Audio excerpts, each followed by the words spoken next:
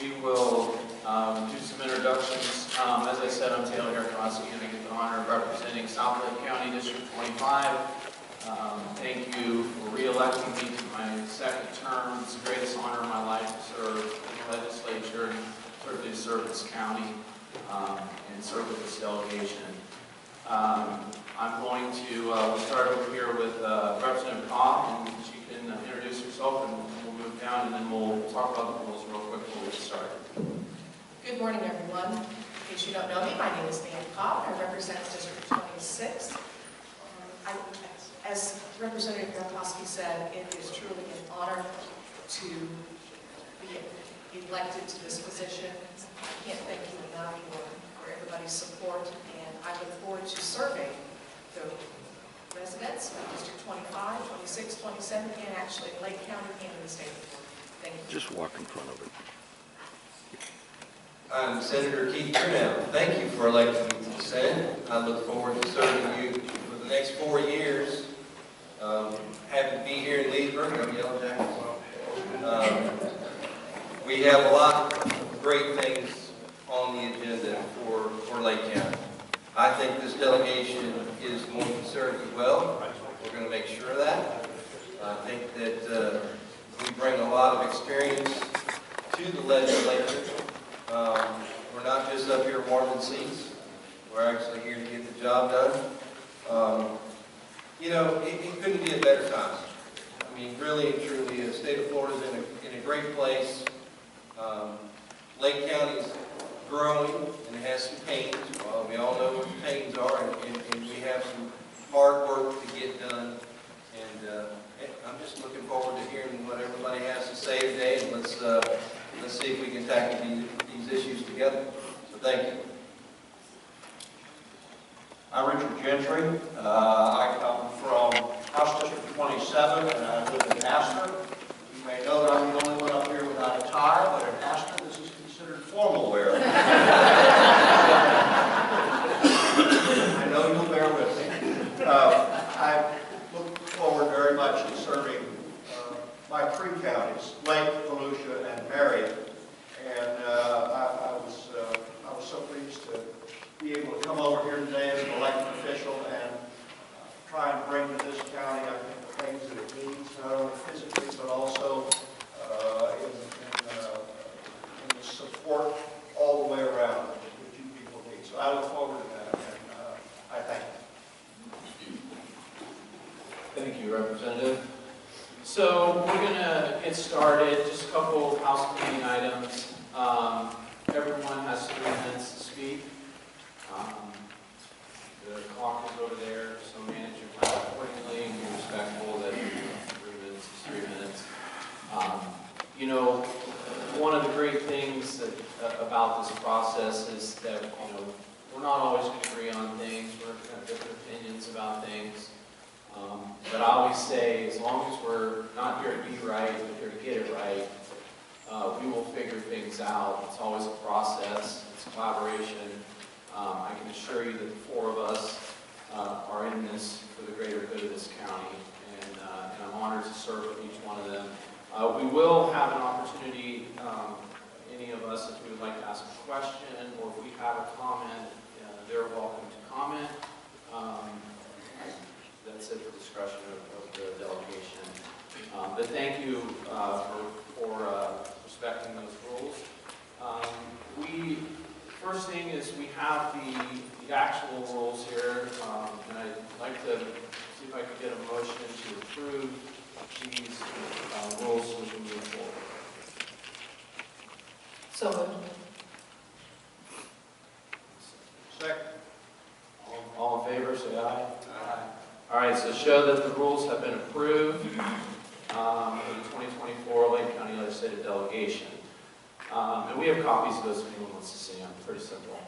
All right, we're going to get started. First on the list today, we have our Lake County Commission Chairwoman, Ms. Leslie Campione. Please come up. Welcome. Good morning, and first let me say thank you for your service. We appreciate what you do and your love for our community, and thank you for this opportunity to come here today to present our request and everyone else that's here today. And for First, right off the bat, we're going to ask for some things that span from statutory changes to public safety, to infrastructure, and even aquifer protection. First ask relates to licensing for freshwater and saltwater charter boats. Currently, right now, if you go on a saltwater charter, you don't have a fishing license, that's okay, because the charter, individual operating a charter has a license, and you don't have to go get a license. That doesn't apply in freshwater fishing. And so we're asking that there be parity between those two licenses, because here in Lake County, we have lots of lakes, we have charters that want to take people out and enjoy these resources, and we'd like to see that those rules be the same. Another request we have relates to roads. Currently, as you know, a huge population boom in Florida and in Lake County. And currently, if a municipality annexes land, develops high-density projects, there is no mechanism for a transfer of the right-of-way bounded by municipalities on both sides of that road. It has to be done by mutual consent. And we're asking for a legislative change that would actually make that an automatic, so that when the cities annex areas and they are on both sides of the road, that would automatically go to the city, and that would be part of their responsibility as opposed to the county road. We're asking for your help with regard to the Claremont Alternative Water Supply Project. Commissioner Parks knows a lot about this, and he will spend time with you and explain this, but this has to do with the fact that there is a need for water resources in South Lake in the Longest Way area, and without an alternative supply, and they're looking at all kinds of ways that they might be able to meet those needs, and he'll go into greater detail with you about that in the future. We're asking for help with Wekiva Trail. We're making some progress finally with CSX, thanks to the Trust for Public Lands. So we're looking at the possibility of a Wekiva Trail connection that will connect Lake County into Seminole and Orange, and that trail will run into Tavares and Mount Dora and out to Sorrento. But we need help with two trailheads. One is in the Golden Triangle area, and the other is in the Sorrento area. So these are big opportunities for quality of life in Lake County and economic development. We're also asking for workforce training assistance. We are in partnership with Lake Sumter and also with Lake Tech, trying to build out the Kagan's Crossing Library. There's 1,200 square feet in the top floor of that library, and we would like help with that first phase. We understand that our education partners are ready to proceed, and they want to offer opportunities to students, but we just need to build out that space. And I think I might have said everything. Other than supervisor election, would like to expand his complex, and I think that he will be reaching out to each of you for help with that. Quick question. The boating license, is that okay, I got you. So you want to have freshwater issued licenses as well to make sure we have experience. So they're treated the same. So right now, if I go out on a boat and I don't have a fishing license, but I go with a charter fisherman out in the Gulf, I don't need a license. And we'd like the same thing to apply if someone takes me out on the Harris Channel. Although I do have fishing. I understand. Thank you. Thank you. Thank you very much. Have a good day. We're going to deviate just a second from the list. I'm going to ask our State Attorney, Bill Gladson, to come up and speak next. Next up will be Tyler Brandenburg from the school board on deck. Good morning, Lake County Commission delegation. My name is Bill Gladson. I'm the State Attorney for the 5th Judicial Circuit. I know you all pretty well. For the benefit of those who haven't been to Tallahassee, I can tell you that this particular delegation is really accessible, which makes our job as prosecutors when we're trying to get laws passed and things done so much easier.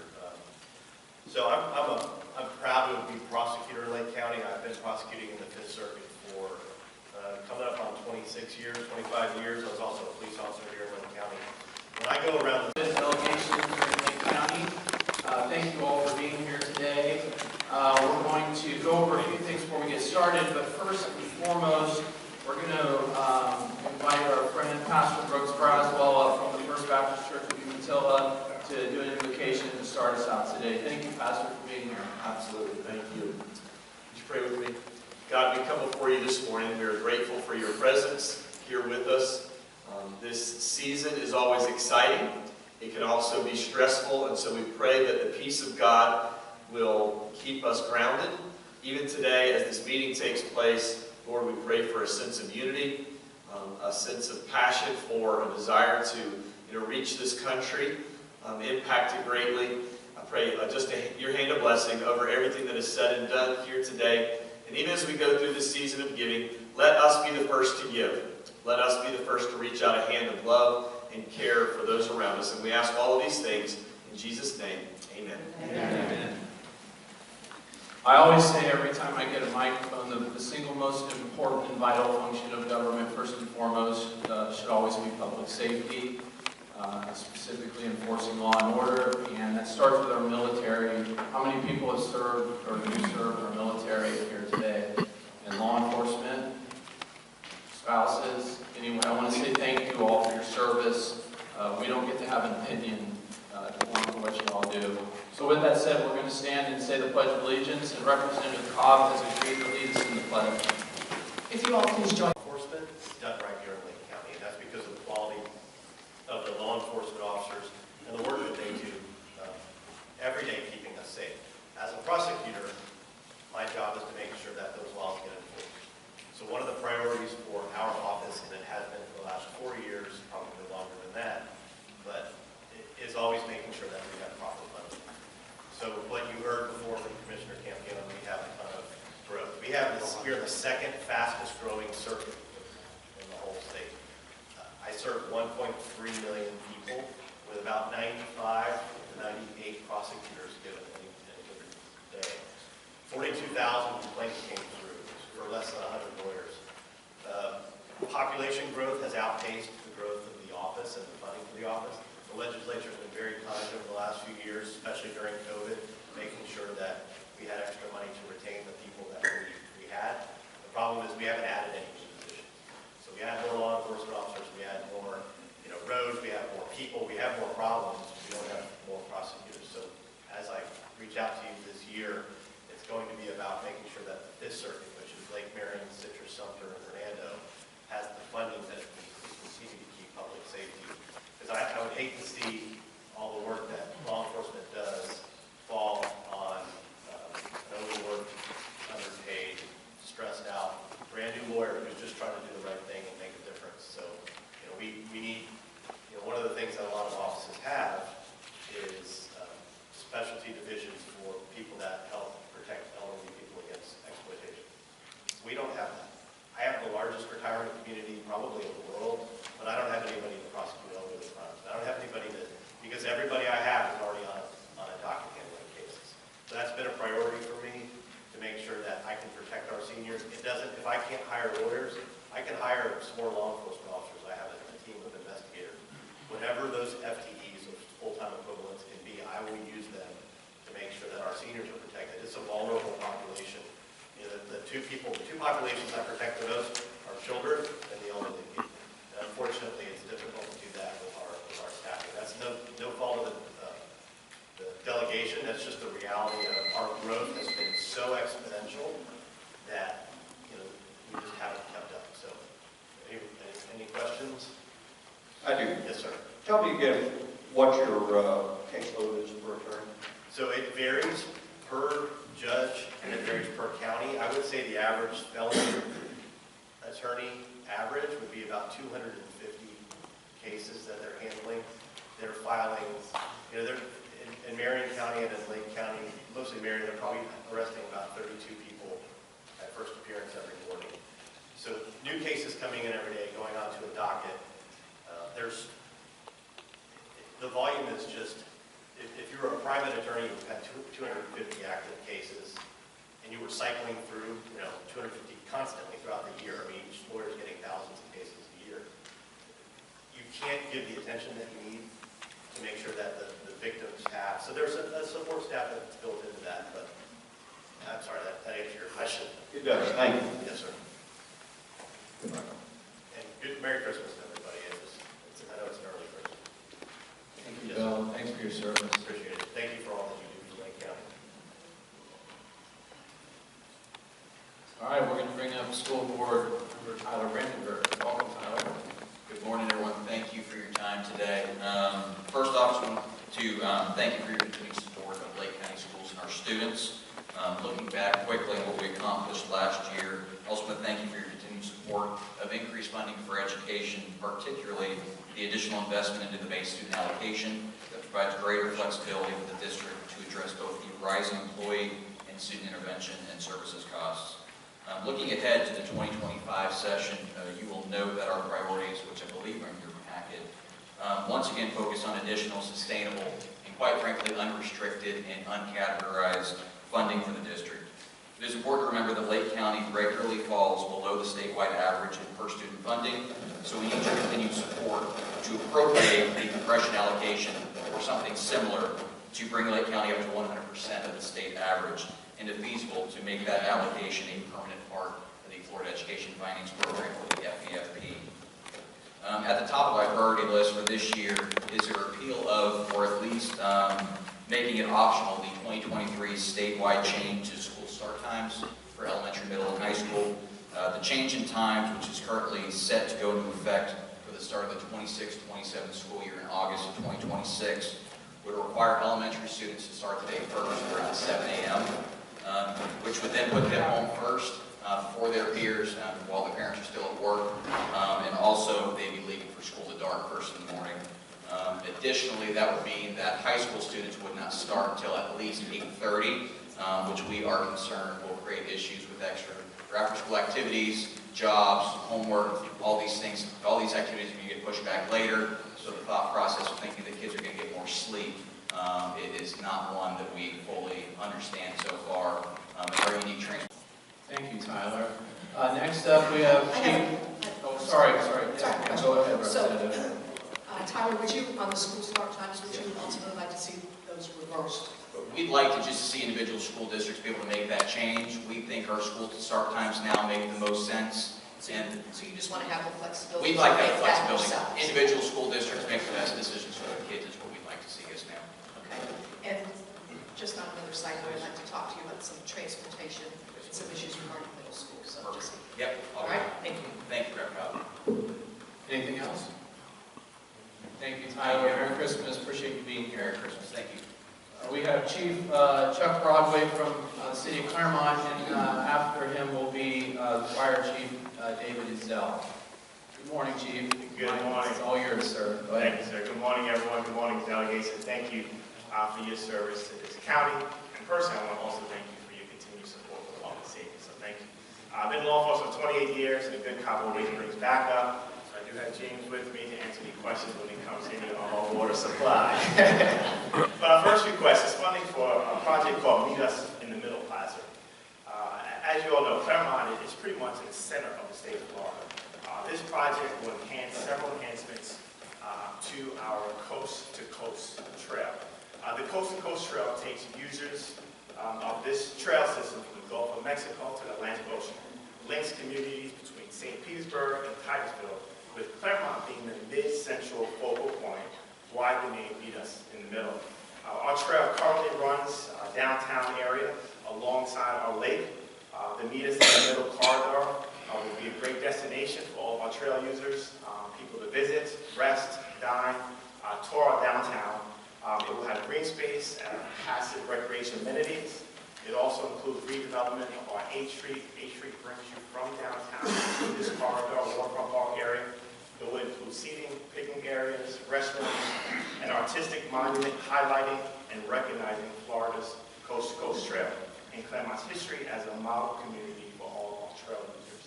This area will also include a boat dock and a fishing pier that provides short-term boat parking up to 40 slips. This will assist, my hopes it will assist in reducing some traffic downtown, as well as alleviate parking concerns and give voters the opportunity to park and enjoy our downtown area and amenities. This project is also anticipated to reduce economic impact for all of our downtown merchants and businesses. Our next couple of requests are pretty much involving our protecting and preservation storage of water. I know Commissioner Campion mentioned already regarding the Wellness Way Alternative Water Study. South Lake County has been identified by the Central Florida Water Initiative to be a primary area susceptible to groundwater withdrawal. This project is to explore and evaluate non-traditional and alternative water supplies in Southgate County. This study will recommend alternative water supply options and mitigation to reduce groundwater withdrawals from the aquifer.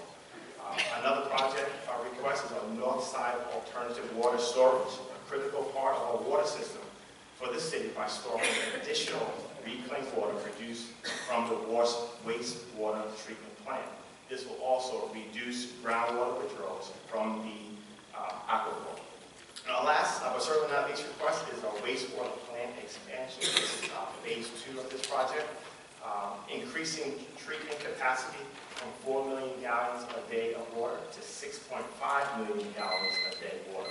This plant expansion will provide necessary capacity to keep up with our community, our current growth as well as our future growth. Thank you for your time, delegates. I know my time is up, but again, thank you for your service and thank you for hearing me today. I do have one question. Chuck, Chief, if you would, when we meet, would you please prioritize which one you'd like to see first, second, third, fourth? Absolutely. We'll do. So this way it's important for us to know. Sure. Thank you. Any other questions? No, sir. Thank you very much. Thank you. God bless you. Thank you. God bless you. Merry Christmas. Merry Christmas. Chief Zell, you're next, and after you will be Rich Van Wagner. Good morning. I'm Davey Zell, our Chief of the City of Claremont. We actually decided to kind of save time, and we allowed Chief Rawley to do all the presentations for the legislative priorities. So he does such a good job of presenting. We let him take that. But just want to come out and say thank you for all your continued support for South Lake and public safety in the South Lake area. Thank you, Chief. Rick, you're next. Come on up. And then next will be Mayor Tim Murray. Good morning. Thank you for putting this on. I just wanted to come and introduce myself. Rick Van Wagner, the interim city manager for Claremont. Thank you for doing this. Thank you for your consideration in this as well. And if I can help anyone here for anything we're doing with Claremont, I just want to make myself available. Say thank you very much. I really appreciate you guys. Thank you, Rick. Next up, Mayor Tim Murray. Good morning, Mayor. And then Councilman Todd Howard, you will be next. Good morning, Mayor. Good morning. Good morning. I didn't have to speak. We're good to go. Glory as always. But I want to take this opportunity to say thank you for all the great work you've done. And congratulations, Mr. Offer. It was a successful campaign, and good to see you up there. And hopefully we'll be able to work well with it and get some of these projects put through for the county. Thank you. Thank you, Mayor. Councilman Todd Howard, and after him will be Kurt Henschel. Thank you guys for hosting us. For me, it is, we're looking at Wellness Way, and Wellness Way is becoming somewhat problematic just from the amount of time, energy, and effort that we're spending on it. It has some very complex taxing structures over it. And as we're seeing that come to fruition, it's pitting city and county against each other. And we're running into those problems. And after looking at this and looking at it fairly deeply, I think the answer is to create its own municipality and allow those residents to be their own, to determine their own destiny, so to speak. Because these things are so complex. And there's CDs over it, there's MSTUs over it, there's also the county overlay, and the city overlay. There's a lot going on down there. And unfortunately, if folks do not feel that they're getting the representation that they should, and I would agree, both the city and the county have failed to meet the tenets of the sector plan and the Wellness Way as they were set out. We missed it on, and you heard some of the water and some of that stuff. So we're trying to play catch up now, but at the end of the day, I do believe it would be important for those folks who live there to be able to set their own policies, their own destinies, and to say, this is what we want people to hear. They're just removed enough from Lake County. They're removed enough from the city of Claremont that they are their own entity. And I think it would be best for that. So I appreciate that consideration. Thank you, sir. Any questions?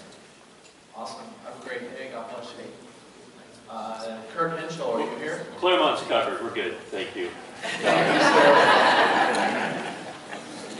Last time, one more chance. Next up, we have Groveland Mayor Keith Cobb. That would be Keogh. That would be Keogh, Mr. Listen, I'm used to having my name mispronounced every time, so I apologize. I know. Welcome and congratulations, Mayor. Well, thank you, and I've met some, and some I haven't, so let me start out by saying, new mayor, 4 weeks, chef by trade, nothing I've ever done in my life took 3 minutes. It's always been more than that. Please help me out here a little bit. First thing on our agenda, the most important thing is State Road 19. State Road 19, it connects 50 all the way from 50 to County Road 455. We've seen a significant increase in traffic in the past several years.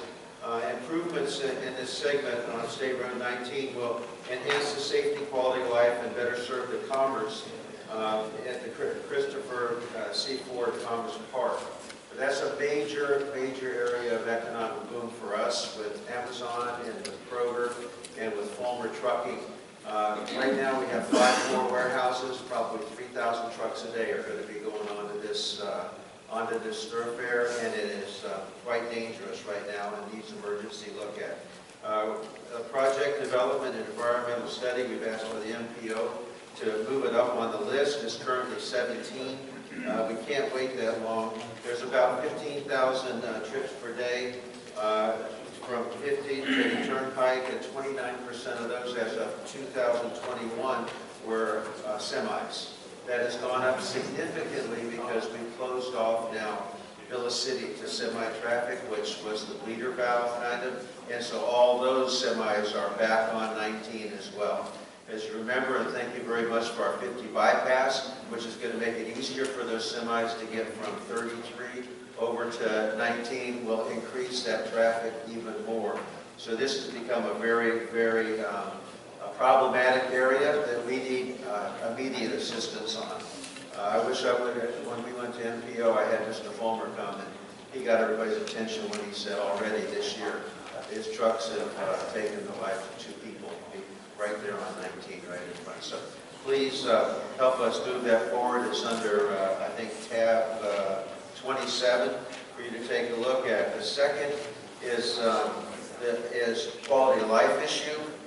We have a beautiful island called Wilson Island that is, right now we're trying to work with the state, work with the county to appropriate funds to purchase that island. If we don't purchase it, there'll be 185 homes going on this pristine island. Just to give you an idea, this island sits on the Claremont chain, right next between Wilson Lake and Cherry Lake. It's a pristine environment with oaks and everything, 55-foot increase from the water level. And if right now with the new bond issue that was passed, we'd love to get help in understanding how to put that in for a conservation move on Wilson Island to keep 185 homes, 60-foot lot lines going onto that area and create a park that really fits within the strategy of the conservation of the, oh, you didn't even start the timer. Thank you so much. Thank you. And the last area is joint planning agreement. I think we need some guidance from you esteemed leaders. We have spent a tremendous amount of time on a land use plan for the city of Groveland that includes 50% green space and agriculture. Sounds like a lot, but most of that is already wetlands, 35,000 acres. But within that, those boundaries, in our utility district, we have a lot of pockets. About 50% is owned by the county and non-incorporated. And then we have ours, which is in that land use. We would like to move forward. It's been on the table for a year, a little bit more than a year, to get guidance to move that forward so that we can make sure that we have continuity between what's going on with the county approvals and the city approvals in these pockets that are in our utility district. For instance, we have a subdivision that went in right next to the Ford Center, wouldn't have matched up to our land use plan, but we need to work together, and we need some help pushing this through.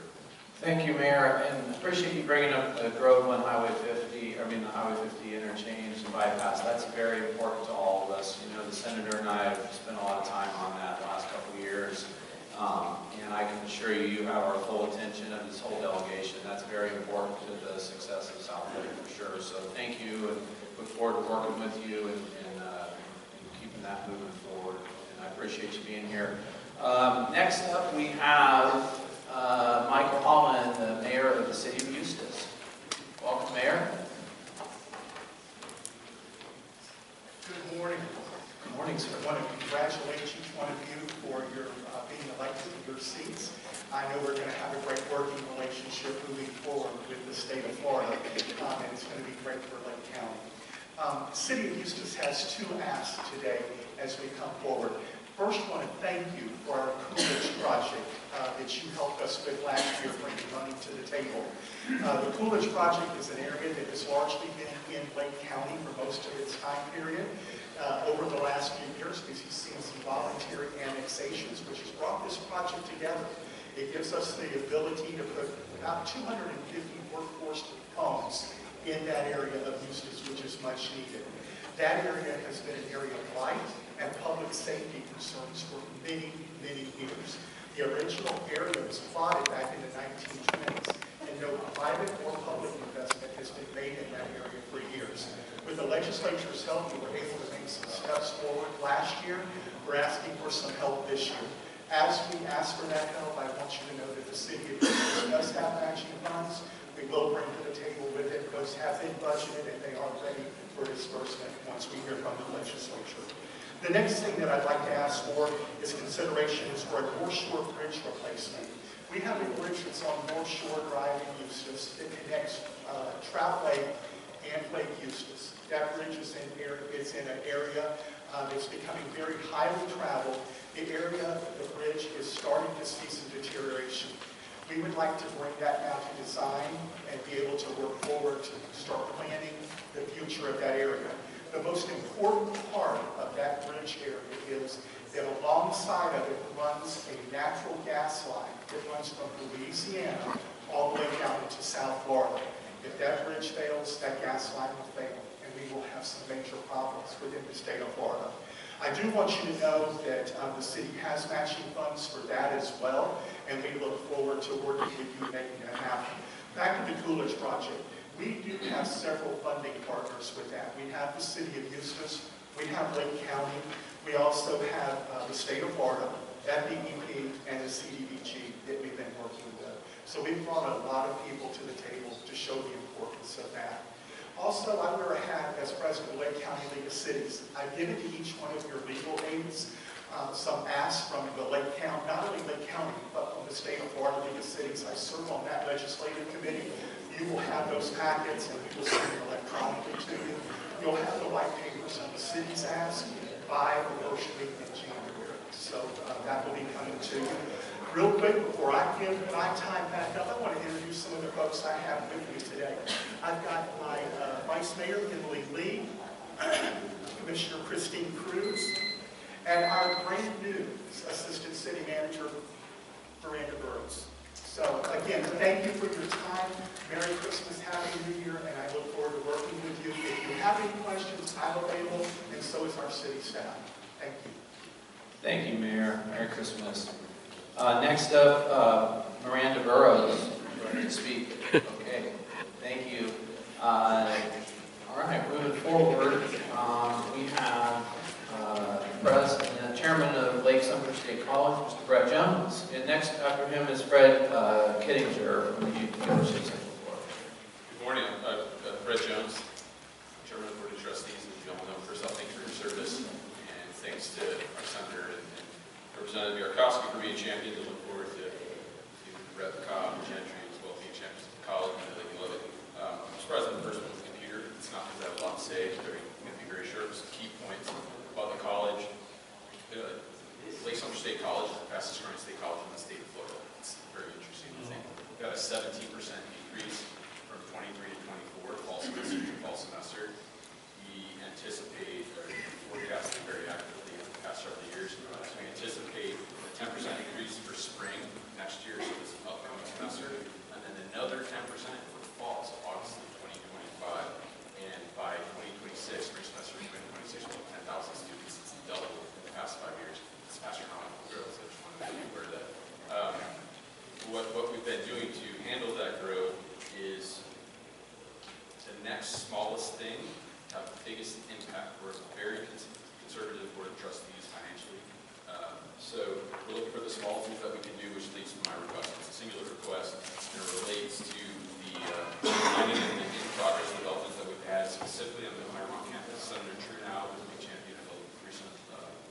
for campus improvement with the workforce development building. And knowing that the South Lake campus is at capacity for classroom instruction right now, we realize the biggest bang for our buck, but for the cheapest amount, is to remodel building number 2. So we're requesting this $2 million request, which we will match from our foundation. So if we can remodel a pre-existing building, we want a building thing. We realize that is the biggest bang for buck on a per student basis. What that will do is allow us to centralize student support. Right now, all the non-classroom instruction things, financial aid, guidance counseling, all this other stuff you do in schools, it's kind of sporadic, spread out, consolidate, and make it more efficient, and therefore saving space, which means we'll have more remainder space for instruction. So that'll be a big component of it. And then just focus the academic classroom instruction space more on what our legislative executive branch has told us to do the past decade, which is focus on workforces and minor restructuring of those buildings. And what this will allow us to do is to continue to leverage a partnership with the local companies and industries and organizations in Lake and Sumter County to provide that excellence, standard of excellence for education in higher ed, and specifically open up programs in sports leadership and sports tourism, which has a lot of cascading sub-programs under that, which I've spoken about with some of you, as well as the technological related ones like information and technology, cybersecurity, artificial intelligence, robotics, and manufacturing automation. So that nature, so I'll provide this to you in detail. That's what it is. Awesome, thank you, Brad. Okay, next up is Fred Kittinger, and then after that will be Abel Gary. Good morning, sir. Thank you, Mr. Chairman. Good morning to each of you.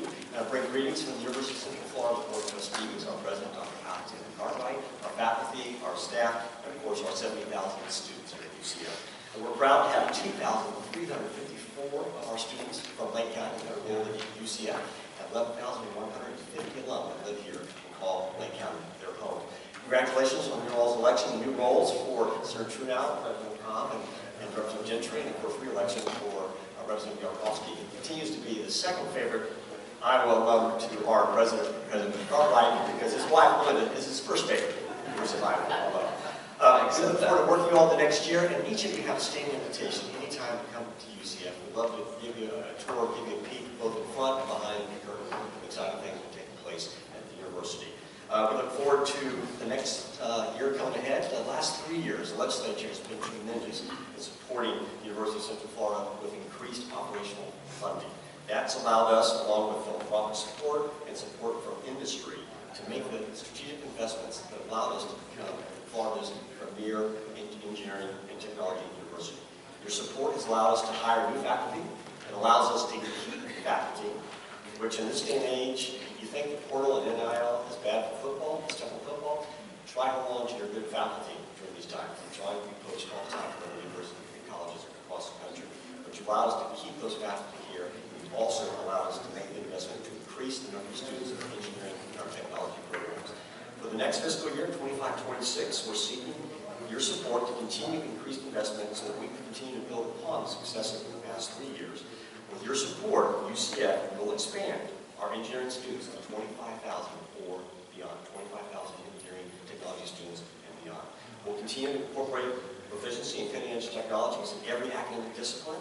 We'll continue on our 6-year track record. The last 6 years, Aviation Weekly has ranked us as the #1 supplier of aerospace and defense workers for the nation. And when they poll those employers, they rank us at the very top in the country, having those students have the skills and qualities necessary to be successful in those very innovative companies. We're using technology in every aspect now of our academic offerings. That's allowed us to make some game-changing innovations. 2 of them in particular note. We've developed, through AI, we've developed a tool for law enforcement to combat human trafficking.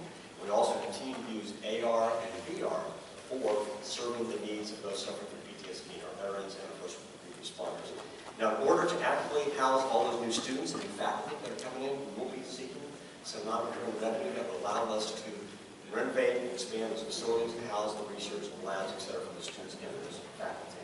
But we look forward to working with you in the 2025 session, and we're getting excited about the work we're doing at UCF to address society's challenges here in the state of Florida, and make sure we expand our economy and prepare for course. In the meantime, we wish you all a joyous and blessed Christmas and look forward to working with you in the new year. Thank you, Mr. Chairman. Thank you, sir, for being here. Merry Christmas. Next up, Abel Veery from Advent Health Waterman, and then we're going to start with public presentations, and the first one will be Aiden LaRosa from Lake Mineola High School. Go ahead, sir. Good morning. Good morning. Well, first of all, thank you for serving this county public service. It's not a thing of ours. My name is Abel Veery. I have the privilege of serving as president and CEO for Advent Health Waterman. So first, let me thank you, gentlemen, Senator Truenow, for the participation to represent Veterans Day. I appreciate you being there, as well as shepherding the appropriations to continue to support the free clinic that takes care of the uninsured in our community. And then Representative Yarkosky spent some time with us and then made a commitment to bring the office secretary with you, and you sure did. And we were able to really have a productive conversation. So thank you for these unique things that you've been willing to engage with us. I have two brief things I want to do. One is just to talk to you about the world-class care we continue to bring to Lake County, and then one continue to ask for your support. So we have about 2,500 employees between our resident employees and physicians, 63% of whom are residents of Lake County. Last year we took care of 72,000 patients in our emergency departments and about 18,000 patients. We expanded inpatient rehab that now has 22 beds of much-needed service in this community. We also continue to bring cutting-edge technology as part of our care process for Lake County, and I just wanted to highlight a couple of them. We brought in Stryker navigation, which allows for precise spine surgery, or ion technology that also allows for early detection and treatment of lung cancer. Then just a few months ago, we brought CT Forces scanner, the world's most advanced diagnostic tool right now. And then 2 years ago, we introduced the Da Vinci robot, the first one to Lake County, allowing us to do surgeries that reduce trauma, blood loss, and expedite recovery. And we have now completed about 1,000 surgeries with this robot. Just as important, but more exciting, about 3 months ago, we started doing robotic cardiac surgery, making us one of only 4 programs in the state of Florida to bring that to our county. We could not be more thrilled. So we're deeply committed to providing the best care possible in this community. While we are by no means perfect, we are directionally correct. We strive to improve and grow along the county as it grows. I'm just waiting. So my ask of you really is not anything for the hospital. My only request is for your continued support for the free clinic that we operate. For the uninsured, this clinic provides essential care to some of the most vulnerable ones. So with that, thank you again for your service. God bless you and Merry Christmas. Perfect time. If you have any questions, Any questions? No, I think we're good. Thank you, sir. Merry Christmas. Okay. Aiden, are you here? Come on up, sir. Good to see you again. Good to see you again. So good morning. My name is Aiden LaRosa. I'm here with Nerds of Prey at Lake Mineola High School. So today, me and my team are here to talk to you about the amazing program we're first, and ultimately asked to help us in funding to help support not just our team, but teams all around the state. So a little bit about me. I'm a senior at Lake Mineola. I've been involved in robotics for around 10 years, and this is my 4th year with the Nerds of Prey. So the team was founded in 2011, back when the school started, and it just started with the team working out of a small classroom. Since then, back in my freshman year in 2021, a new robotics lab was built for us, and since then we've seen exponential growth for our team. We've placed 3rd in 2022, and then 2nd last year, this past season, in 2023. And we're seeming to just build and build and build each season. So a little bit about first the highest level for robotics that a high school student can do. One entire school is one team, so you get to around 30 people on our team, and it's just a lot of collaboration between students that you wouldn't normally interact with or have different interests, but then they still kind of combine into one. So we get a new game challenge every year in January, so we're about to get our new game in a little bit here. And that, we have 6 weeks to completely design and build a robot, and then that's followed by another 6 weeks of competition after that, with regionals being not just in our state, but also all across the nation. So but school starts in August, so we have a little bit of an off-season time. That time is spent training new members, and so it's student-led. So we have students like myself or mentors that will help coach teams in their subteams that they pick. So we have 3 technical teams: programming, electrical, and mechanical. And as well, we have professional mentors that help us in each of those sections. And so those divisions really help you kind of try out what you're interested in. When I joined the team back my freshman year, I first thought I was going to be a programmer. I spent 2 weeks and said, you know what, none of this code makes sense to me, and then I switched to mechanical. So now, after being mechanical for 4 years, I have professional certification in SolidWorks, which is a CAD design software, and I'm now pretty proficient in around 9 to 10 machines in our shop. So reflecting on my 4 years with the team, I just feel like I'm more confident as a person, technically and just non-technically. We learned a lot of soft skills as well, in addition to just the robot skills. I've got to work with interviews, how to talk to judges, to do with awards, and just to speak with teams from around the world. These regionals don't just have state teams. We see teams from all around the world. We're paired with teams from Australia, Mexico, Venezuela. So it's a really unique opportunity to see and interact with other students. I've gotten to, really develop as a leader too. We've got over 30 people and there's only those 3 sub-teams. So I'm the chief technical officer, which means I kind of help coordinate those 3 teams into one robot. So this program has really pushed me to want to pursue mechanical engineering in college. And I think it's beneficial for as many high school students as possible. Thank you. Thank you, Aiden. Gianna Rodriguez, you're next.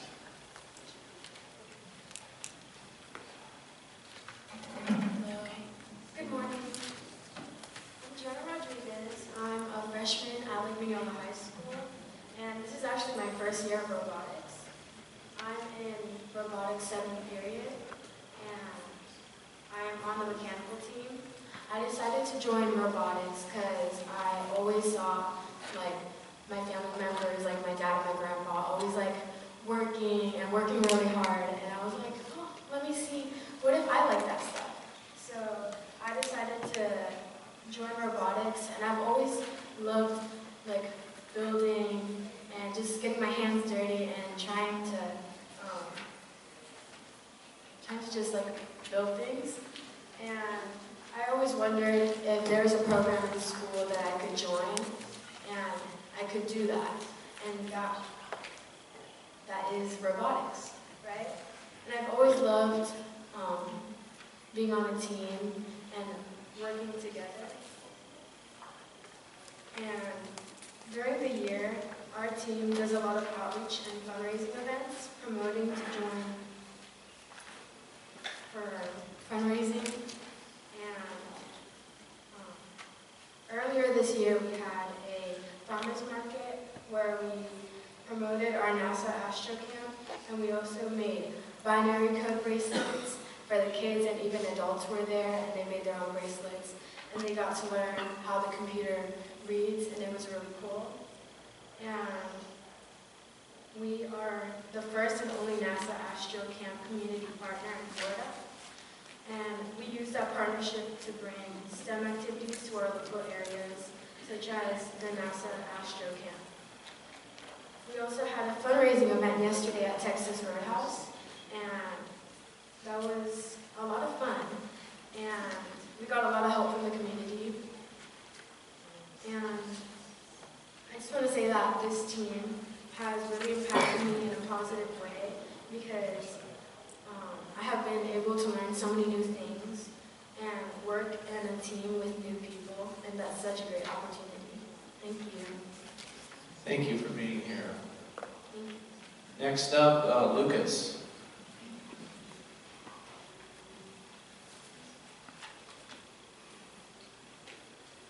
Hello, thank you for having me. My name is Lucas. I'm a junior at Legislator High School. I've been on our high school's robotics team for 3 years now, and I've completed robotics for 10 years of my life.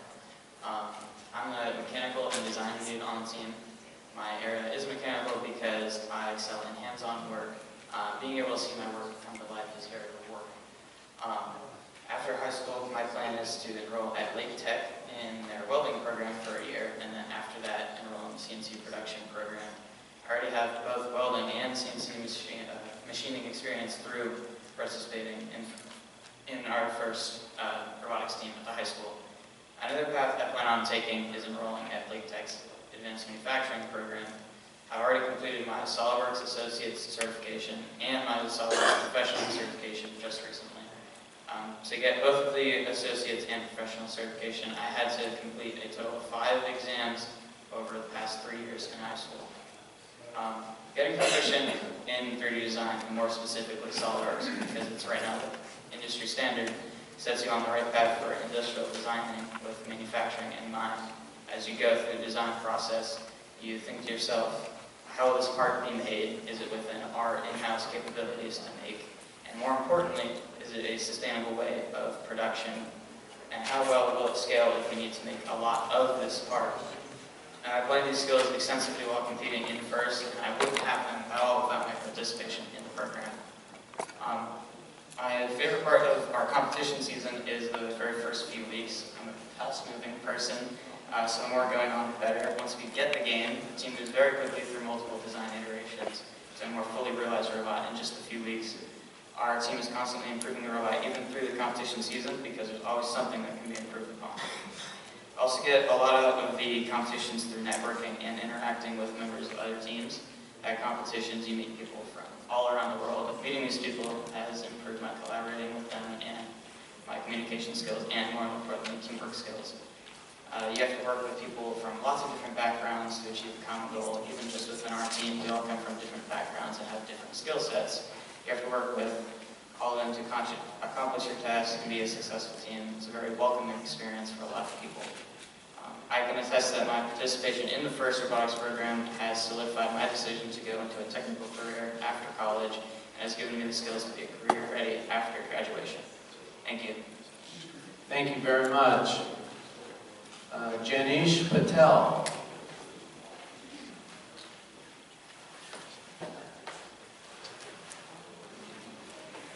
Hello everyone, good morning. I'm Janish Patel. I'm a current junior at LegDel High School. I'm the programming lead at Nerds of Prey, and first year robotics team, where I see the software and programming the robot. So coming into my freshman year, I had previous robotics experience. I had one goal, to make the team win competitions, as we have never won a regional and qualified for girls. I was a well-rounded person, and I saw a need in programming, a department that a lot of people do not go into due to the technical complexes and a high learning curve. Programming-wise, our team in my freshman year, we were nowhere close to the level we needed to be to win competitions, and I was a little bit scared due to that department not being on par and facing all the pressure and the needs of the team. I had no one to teach me the skills required, but my mentors motivated me that I'll be able to self-learn and grow as a leader and lead the team to success. And due to their faith in me, I've grown to be a community leader, and I've mentored over 12 plus students in programming in the 3 years I've been. And this has led the team to win many first awards, such as the Autonomous Award I won. The team won my freshman year due to the skills that I developed. Without first, I want to be able to meet my mentors and grow my confidence in myself and my skill set. I've been in competitive robotics for 6 years, and I've seen how it has changed me and the students around me. I've seen my friends go from having C's and D's on their report cards to straight A's since they found a purpose in school, which is robotics and competitive robotics. Robotics has certainly helped me find a purpose in life and solidify my goals. Without first, I wouldn't be able to. My current plans is attaining computer science and a neuroscience PhD and apply the field of AI and machine learning to solve the most pressing problems in the healthcare field.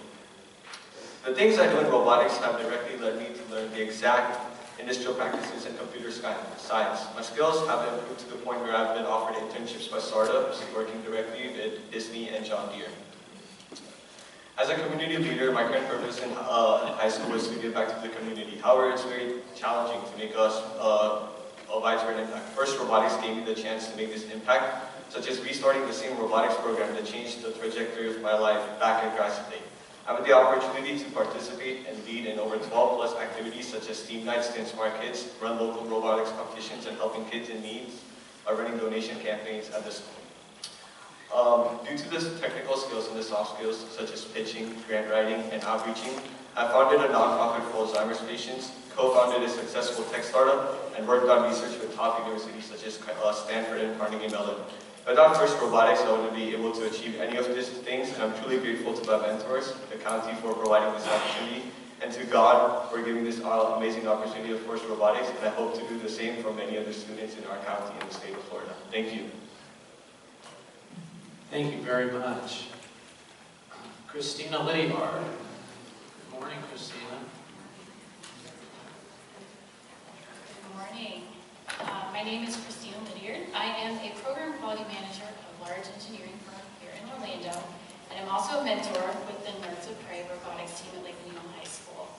I also happen to be an alumni of the FIRST program many years ago in high school. I participated, and it solidified my interest in pursuing an engineering career.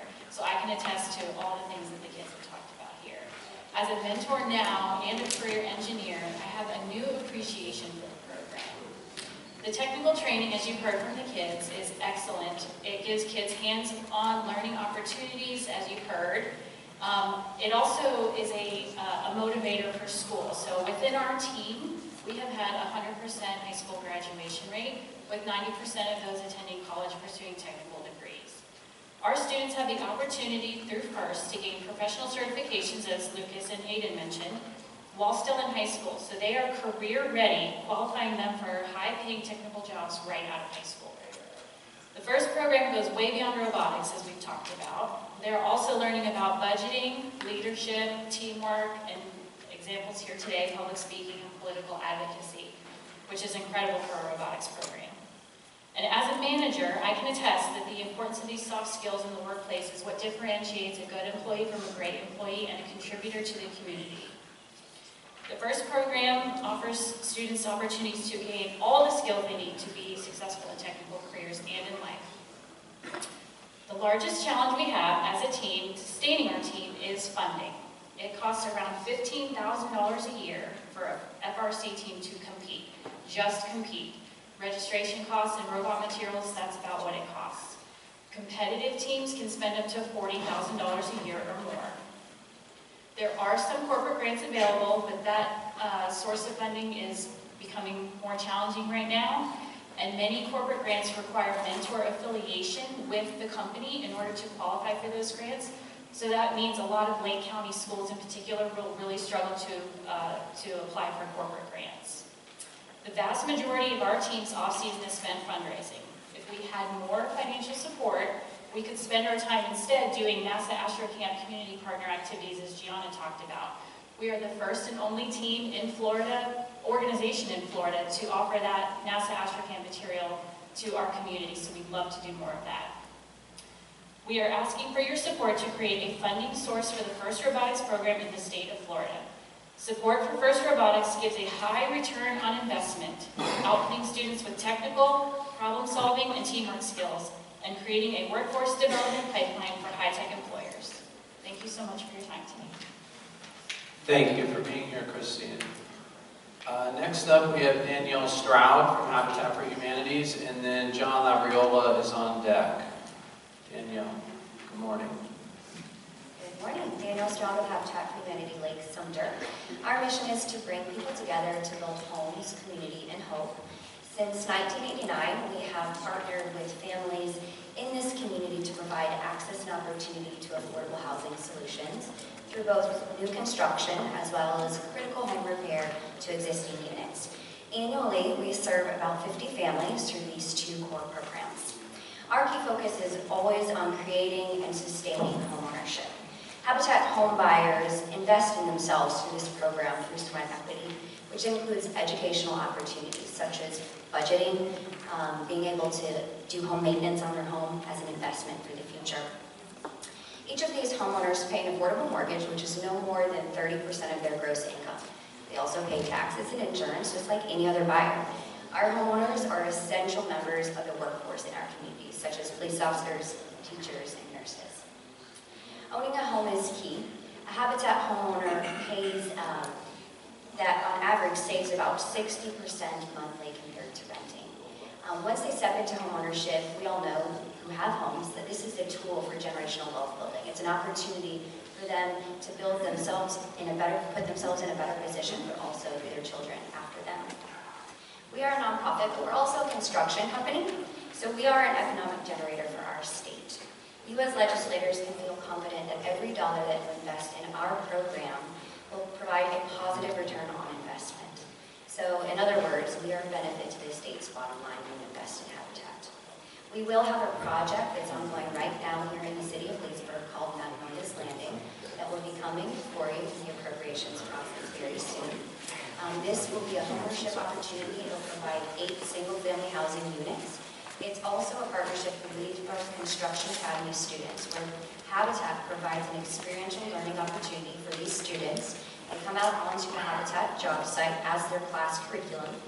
And it is, of course, the school boards, the schools, and our intention to provide technical skills for these students so that they are career ready and able to enter the workforce. And in the construction industry in particular, we do know that investing in youth and young laborers and those ready to step into the career is very important. The housing output that they, of course, will provide through building these will offer the affordable home ownership opportunity for local families here in our community. Thank you so much for everything that you guys do and will do and your representation as staff for us here in the county. Thank you, Danielle. Merry Christmas. Next up, we have John Labriola, and then Dr. Elizabeth Johnson is on deck.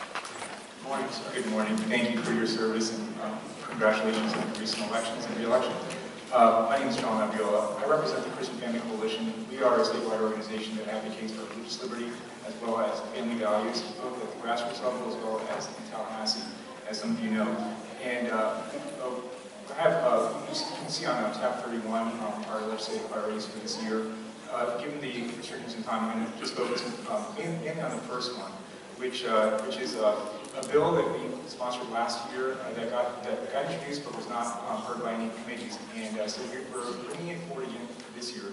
It's a bill specifically designed to expand the rights that were put in place under the Parental Rights and Education Act in 2023, which protected school employees, teachers, administrators, and so forth from the imposition of gender ideology, which in some cases teachers or school employees were required to use preferred pronouns rather than pronouns that were consistent with their religious conscience. So this bill, the bill did not address an area that is very critical in this area, which we believe is the county governments and city governments. A number of county and city governments are proposing radical gender ideology by forcing employees to use preferred pronouns, as well as undergoing HR trainings that impose gender ideology as part of their. Now, this is happening in Lake County, a number of counties, including Miami-Dade County, Leon County, Palm Beach County, and a few others, are imposing gender ideology through their HR trainings on employees.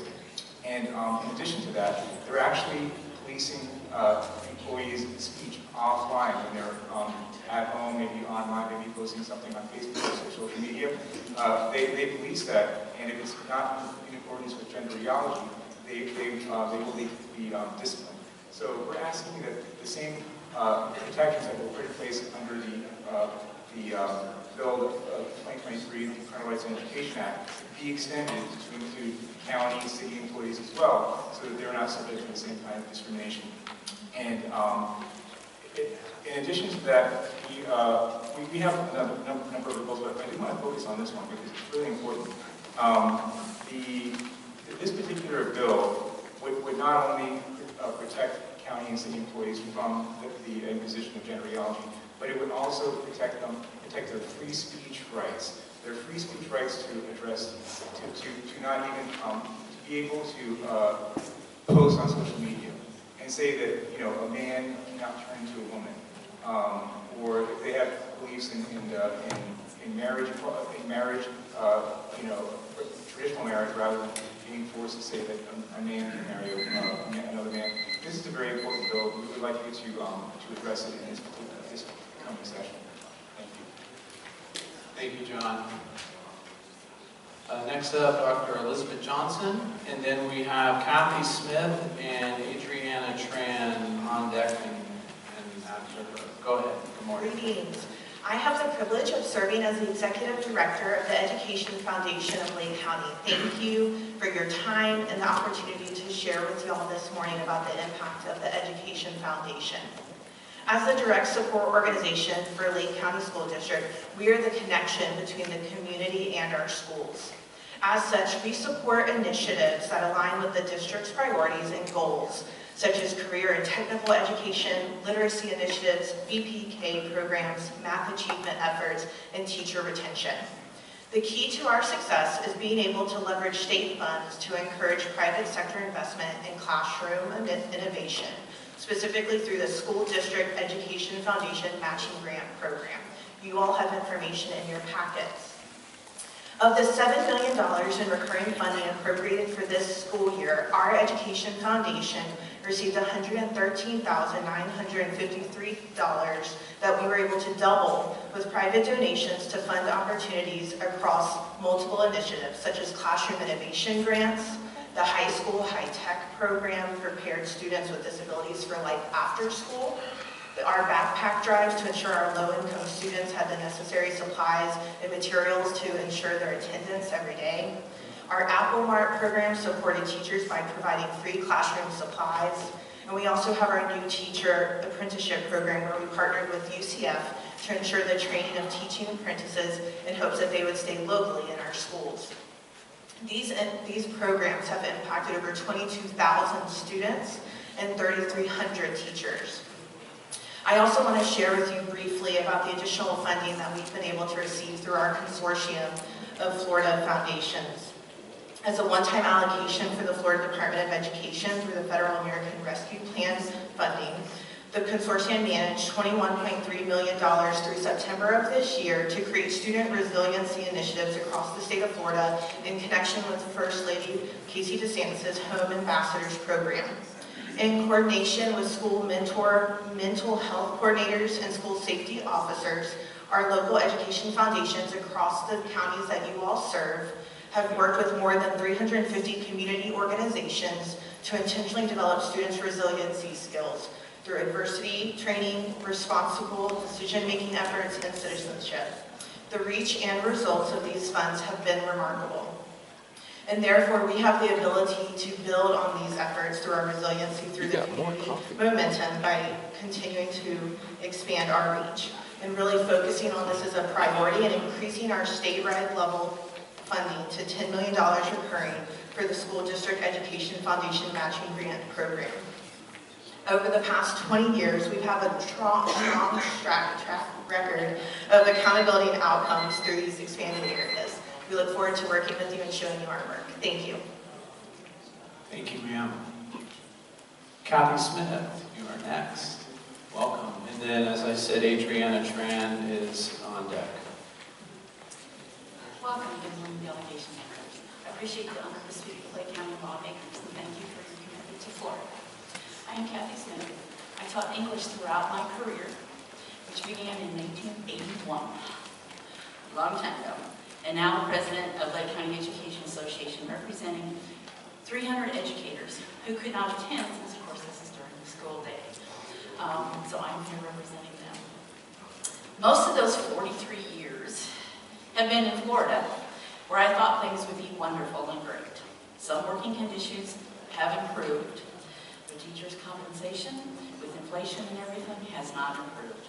Florida's beginning teachers are among the highest paid, yet our experienced teachers are among the lowest paid, while the average teacher's salary ranks 50th, which forces many to work multiple jobs to simply provide for their families. Why is that? Our teachers' working conditions are our students' learning environments, so we need to do it better for our public education students and consider some suggestions to help address the issues we face on our campuses and in our classrooms. We ask you to expand the financial investments in our public schools and allocate sufficient funds to fairly compensate all employees. In Lake, we face salary compression that makes attracting great teachers difficult. Starting teachers have the same base salary as those who have been in the district for 20 years. How is that fair? A first-year teacher and a 20-year teacher coming into Lake County making the same salary. Investing just $1,000 more per student each year into the FEFP will ensure students have a world-class public education and move Florida's average teacher salary from 50th into the top 10. Florida's public school educators are among the highest in the nation for beginning salary, but remains near the bottom for the average teacher salary. Even with the increases in funding, the average salary is 50th. Beginning salary, we really need to look at that. Increased funding for raises for more experienced teachers, decreased in the restrictions on how the compensation could be distributed, and develop a compression issue. In real dollars, educators earn less than they did 10 years ago. It is time to focus on public education. Public school educators and students have proven through test scores how valuable they are, so please help our public school students and educators. We need respect. Respect the rights of public schools to make local decisions. Students deserve the world-class education with highly qualified, certified teachers. Provide all schools the statutory flexibility granted to charters and private schools. Ensure students have qualified educators by providing experienced teachers the opportunity to earn long-term contracts so the best of the best stay with our students. Focus on the needs of Floridians among an immense shortage of educators, and please hear the voices of the students, parents, and community. Thank you so much. Happy holidays. I look forward to meeting everyone. Thank you so much. Thank you, Kathy. Next up, Adriana Tran, and then Stephanie Palacios after that. Good afternoon. First of all, congratulations on your new election. My name is Adriana Tran, Director of Government Relations for Community Legal Services. We are a nonprofit legal aid firm serving Floridians across 12 counties, with Lake County being one of them. We provide no-cost legal services to roughly 10,000 Floridians a year. Qualified legal aid clients typically consist of those below the 200% federal poverty level, seniors, veterans, domestic violence survivors, Floridians impacted by disasters, and other vulnerable communities. With inflation and rising costs, more and more Floridians are becoming at risk of being one legal issue away from falling into poverty. Community Legal Services is able to address this issue through our provision of no-cost legal services through a variety of funding sources. This includes federal, state, and local government grants, as well as private funding, which is through donors, legal partnerships, and the Interest on Trust Accounts program, also known as IOTA. Florida is one of 2 states that does not fund legal aid through the state legislature. However, it was the first state to develop the IOTA program. How the IOTA program works is that attorneys place client funds into a pool of trust account. The interest earned on these trust accounts is too administratively burdensome to attribute to individual clients, so it's swept off the account and distributed to legal aids to benefit the broader community. Otherwise, fractions of a cent would be distributed across hundreds of clients.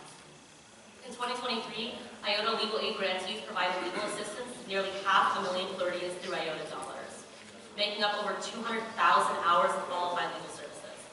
This year, our organization alone has taken on over 3,500 cases, which is over 16,000 hours of legal services utilizing these IOTA funds.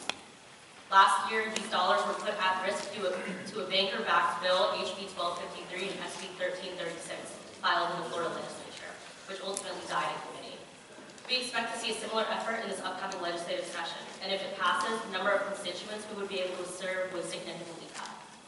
We ask that you keep an eye out for this issue and keep us in mind if you have any further questions or comments regarding IOTA or legal aid in general. I'll make sure that you and your staff have my contact information if you don't already. Thank you for your time, and I wish you all the best in the upcoming committee weeks. Merry Christmas. Happy New Year's. Thank you for being here and sharing what you do for the community. Next, we have Stephanie Palacios, Second Harvest Food Bank. And on deck, we have Donald Stanton, Florida Cares. Good morning. My name is Stephanie Palacios, and I am the Director of Advocacy and Government Relations at Second Harvest Food Bank of Central Florida.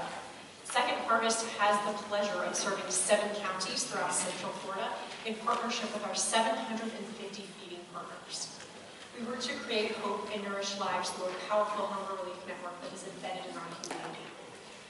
Unfortunately, hunger is a problem in Central Florida. 1 in 8 Central Floridians are food insecure, and 1 in 6 of those individuals are children. So what are we doing to address this problem? Last year, Second Harvest distributed over 82 million meals in our 7-county service area. And Lake County is a significant part of that work. With our 49 partner agencies in Lake County, we distributed over 5.9 million meals to Lake County residents last year. This is significant work, but we are seeing the need increase. We are now distributing about 300,000 meals every single day. Working families and seniors are struggling to make ends meet with those rising costs of groceries that we're all experiencing at the grocery store. Now, last session, with the help of Representative Placencia and Senator Baxley, we were able to get a portion of the funding we requested for the food cost mitigation project. Now, this project allows Second Harvest to increase the amount of food we're distributing in our 7-county service area. And the current funding is supporting a distribution increase of over 2.6 million meals in our 7-county service area. However, grocery prices are still high, and we are seeing a steady increase of individuals who are seeking support from our food pantry network. I am here to ask for the delegation's support in fully funding the food cost mitigation project in the 2025 session. Not only will this project help Second Harvest continue to support the health, financial stability, and well-being of residents throughout Central Florida, this will help us continue to support our agricultural community. Over 75% of the produce that we distribute is Florida grown. And last year, that was over 38 million pounds of Florida-grown produce. With an increased investment in the food cost mitigation project, Second Harvest will continue our robust relationship with Florida agriculture and purchase more healthy fruits and vegetables to distribute to our neighbors in need. This program will help offset some of those challenges that the food bank is facing, our pantries are facing, and our neighbors are facing due to that high cost of food. Additionally, the food cost mitigation project will help us continue to support our seniors on fixed incomes who can't really adjust to those prices that we're seeing at the grocery store. I want to thank you for your consideration and your ongoing commitment to ending food insecurity in Lake County. And I look forward to seeing you all in Tallahassee. Thank you. Next up, Donald Stanton with Florida Cares. Good morning, Donald. And then we have Karen Stuckey after that. Thank you. I'm Donald Stanton. I'm a retired Florida Department of Corrections Sergeant, also a semi-retired minister and advocate for justice. I believe the goal for Florida Department of Corrections should always be for people to come out of prison better than they went in. That prison oversight allows the public to hold the government to that ideal. An odd-budget person means representative of the people. It would work for you. We need this and hope that this office put into place will be visible and accessible to people held in Florida state prisons. That it will be a neutral and reliable fact finder for the public about conditions on the inside, and that the Department of Corrections will always see the value of cooperative problem solvers. No agency can police itself with integrity. We want a healthy, well-functioning prison system that builds pride among the staff about the impact that they have on those in their custody, hope among incarcerated people about their futures, and confidence among the public that those coming home from prison are better prepared to be good neighbors. With a promise to listen, compassion to all sides, and be unbiased and courteous when it doesn't understand something, to look at it even more closely. We promise to gather data and opinions to give those living and working in our prisons a seat at the table to solve problems that surface among our monitoring. It would lead to facts, tell the truth as well as understand it, give credit to where credit is due, and routinely turn into attention inward, evaluating our office impact and effectiveness. And access for all to reach out to have tips, complaints, input, and ideas. It would be welcome. We would welcome your feedback and want to continue finding ways to better serve the public. The second thing I'd like to talk about is also I'm also a delegate at large for Florida's Motor Homeowners Association.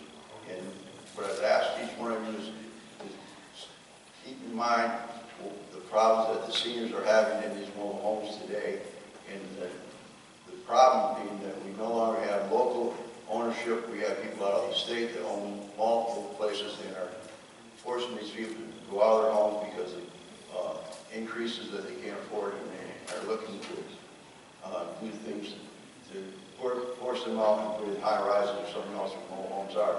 And so I'd ask you two things, if each of you would do this for me, I appreciate it. Have you ever been to a prison? If not, I invite you to go inspect the prison at your convenience. And the second thing is go to some of these mobile homes and talk to people and see what our seniors are having with problems there. Thank you. Thank you. Representative Cobb, you have a question? I don't have a question, more of a statement, Don. I have a meeting set up in the next couple of weeks with someone to discuss some mobile home issues. So I don't know if you're leaving right now, or you can get with my District A here. But I'd like to talk to you about that, the mobile home issues and things that you'd like to see, and that I am familiar with as well, and how we can combat that together. Appreciate it. Thank you. Thank you for your service to we appreciate it. Thank you. Next up, Karen Stuckey, and then we have Felicia Stewart on deck. Good morning, Karen. Good morning, and thank you for the opportunity to speak. My name is Karen Stuckey, and I was born in Florida, and I've been a voter since I was 18. My husband, Stephen, is a hero. He risked his life to save the life of a police officer, and this was why he was serving an unjust 30-year sentence for shoplifting 6 DVDs. A nonviolent offense, yet he received the designation violent career criminal, which is a cruel and inaccurate label that has shattered our life. Before his arrest, Stephen suffered from severe health issues, including seizures and cancer. Incarceration has aged him prematurely. At 61, he's the equivalent of an 82-year-old man, facing declining health with little to adequate health care. On page 1 of your packet there, Senator John Martin, a respected state attorney, reviewed Stephen's case and publicly stated on Twitter back in June. According to the Court of Appeals, the judge incorrectly instructed the jury, which resulted in a finding of robbery. He further acknowledged had the judge correctly instructed the jury, I'm confident the jury would have found him guilty of 2 nonviolent offenses. I personally think he has served time for his Sam's Club theft years ago. He also said he did not commit robbery or any violent act, and I'm sorry the system failed him in this case 20 years ago. And there is no avenue for compassionate release for Stephen. Florida's current system offers no path. It lacks meaningful mechanisms for reviewing and correcting unjust sentences. There is no consideration for the individual, no effective resentencing process, and no parole. The state has wasted taxpayers' money of over $500,000 on incarcerating Stephen. This prolonged imprisonment had a devastating impact on us. Financial ruin. I spent tens of thousands of dollars on legal fees, travel, and prison expenses just in the last 5 years. And Stephen's lost income and Social Security contributions, which amount to hundreds of thousands of dollars. The human cost, the emotional and physical toll on Stephen and our family is immeasurable. There is nothing more valuable than your help, and his care has been a constant battle. This isn't just about Stephen, it's about the countless individuals trapped in a system that fails to recognize their humanity and correct its errors. I urge you to support compassionate release for Stephen and others. Increase oversight of prison conditions and the treatment of incarcerated individuals. I challenge you to visit a prison, witness the human cost of these policies firsthand. 5 more years is unbearable for us. Please send my husband home. Thank you. Thank you. Felicia Stewart, and then next after her will be Kay McQueen. Good morning, Felicia. Good morning. Good morning. Thank you guys, first of all, for having me and having us here and for allowing us to speak. First, I would like to say my name is Felicia Stewart. I'm a resident of Groveland, but I have a business here in Lewisburg called Hope to Restoration. Not only am I coming to you as a founder, I'm coming to you as a survivor. I am a survivor of homelessness, and I am also a survivor of domestic violence. The three things that we try to focus on, but not limited to, or the four things rather, is we focus on ending homelessness, ending recidivism, ending poverty, and ending domestic abuse. We're right here located right here in Leesburg on Main Street. I can tell you that I have spent 4 years now with Hope to Restoration limited funding. We do have private donors, but limited funding, trying to help them get back up on their feet. I appreciate the hunger security. I do partner with Second Harvest as well. I saw Stephanie up here, awesome for what they do. I do partner with them, but I assure you that feeding is not the only problem that we have here in Lake County. We unfortunately are ranked 4th in Florida for being on the poverty level. I see a lot of hotels, abandoned buildings, hotels, one which is on Griffin and 27, in which I'm inquiring about, that I would like to take Hope to Restoration, my organization, and maybe do renovations there, not for just shelter, but transitional facility. We believe in, we have counselors on day, we have people that are having a job placement, so we believe in giving them a second chance at life. Again, we are looking at a survivor. If someone would have counted me out and called me drunk, homeless, she doesn't have a job, she got an idea. I was a working mother of 4 when I moved here 31 years ago, and the only thing I needed was a hand, it was a helping hand up, not a hand out. And so I am trying to, I'm asking about that building, trying to do some renovations so that we can have some transition facilities here, not just for them to be long-term, but short-term, where we help people working through a program, helping them to reestablish credit and get back on their feet. In 2020, in the height of COVID, we spent, the county or whatever, spent about $7 million on an animal shelter. I am an animal lover. I have nothing against that. But I think we should have taken or could have taken about $2 million of that and maybe had a shelter or transitional facility for what's going on here on our streets, for our homeless population and those in our working community. Our working, unfortunately, the working poor. And so I am asking now for that renovation or some type of renovation for the abandoned buildings to try to make that a transitional shelter, a transitional facility to help people get back up on their feet. Again, I don't have a problem with the $7 million that was spent, but I think we could have cut that in half so that that we can have a shelter here in Lake County. In Orange County, they have many shelters and many organizations that are helping, and I just believe that Lake County has been slighted of that. When we say not in our backyard, you're right, the problem is not in our backyard, when you say that it's actually in our front yard. Thank you again for helping, for allowing me to speak, and I pray and hope that you guys have a Merry Christmas and a blessed time, and that you take this under consideration. Thank you very much for being here. This is definitely God's work. We've all spent time with different organizations, and I know there's a lot of great people that share like us, share that it's a complicated matter, but I can tell you we are definitely going to be paying attention to that and seeing how we can, bring that community together, find the right solution, and serve everyone. We'll have to definitely partner. Yeah, we will be in touch. Thank you. God bless you for being here. Okay, you are up from the Convention of States, and then we have Ray Villegas from the Lake Economic Area Development Partnership on deck. Good morning, Kay. Thank you, representatives and senators, for your service to our state. My name is Kay McQueen, and I am a volunteer with the Convention of States Action. Our goal is to utilize the second clause of Article 5 to bring the states together to propose and vote on amendments to the Constitution within the realm of the specific resolution agreed upon by the state. The intention is to transfer back to the states some of the powers which Supreme Court rulings have slowly eroded over the last century. In the Declaration of Independence, our founding fathers said, "We hold these truths to be self-evident, that all men are created equal, that they are endowed by their Creator with certain unalienable rights, which among these are life, liberty, and the pursuit of happiness."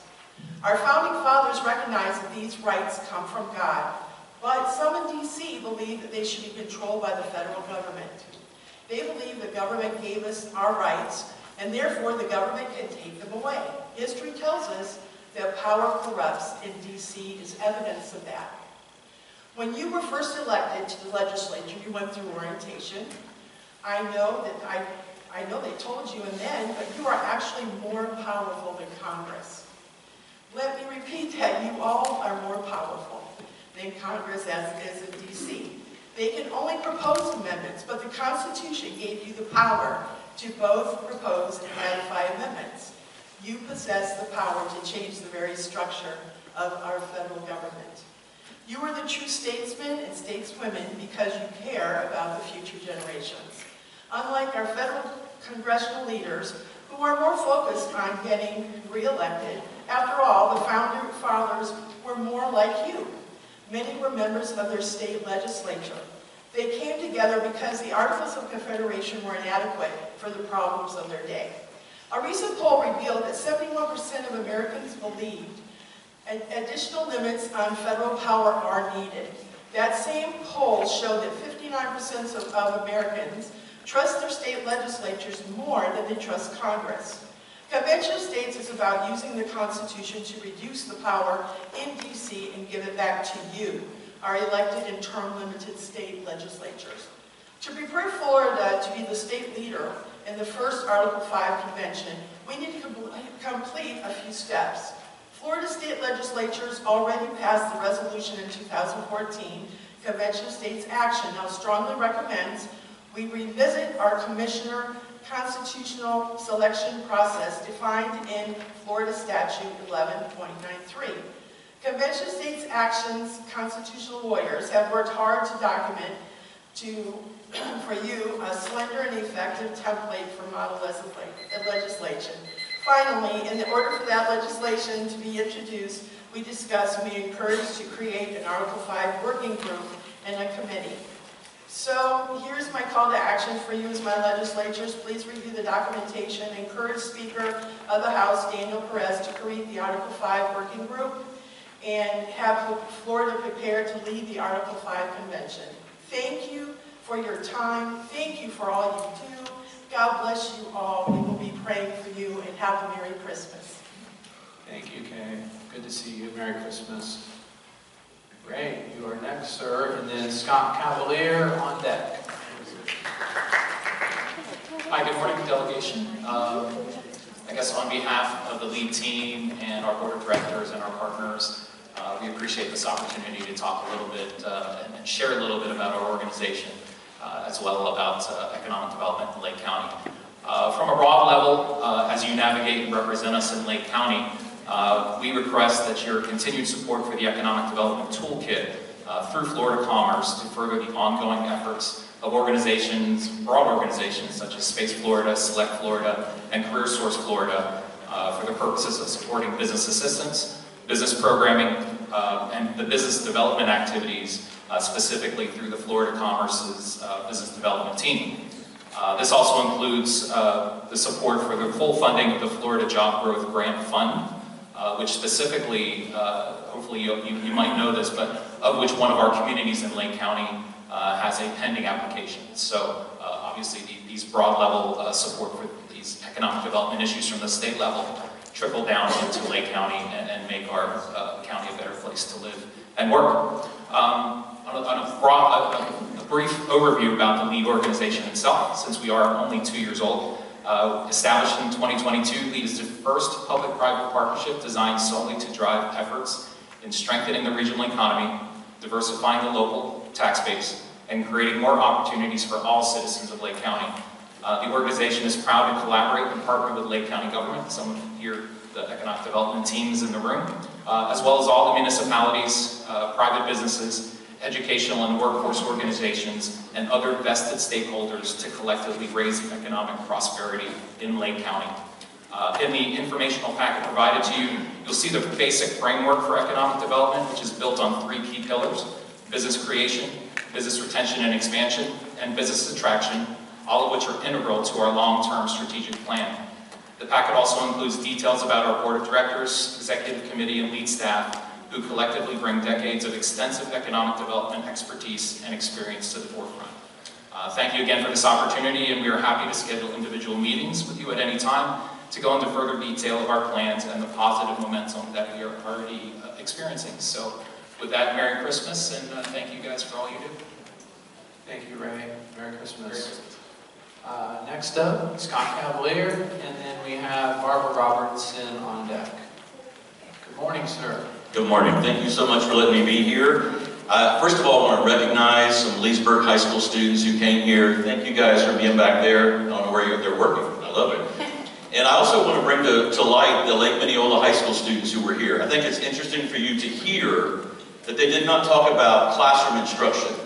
They talked about passion that they found through robotics. My name is Scott Chevalier, and I am a hope dealer.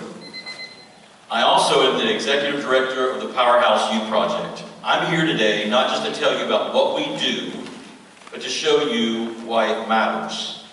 Right now across this community, Lake County, there are students walking through the halls of their schools feeling unseen, unheard, and unworthy. Some of these students are on the brink of giving up on themselves, their education, and their future. These are students who are struggling with issues like mental health, poverty, and the influence of negative peer pressure. But here's the truth. With the right intervention, these students are capable of turning their lives around and becoming leaders, role models, and contributors to this community. That's why Powerhouse Youth Project exists. Powerhouse provides students hope and opportunity. Hope to change the trajectory of their lives, and opportunity to become the best version of themselves by finishing their story. Powerhouse is not about grades. Everyone in this room knows straight-A students who fail at life.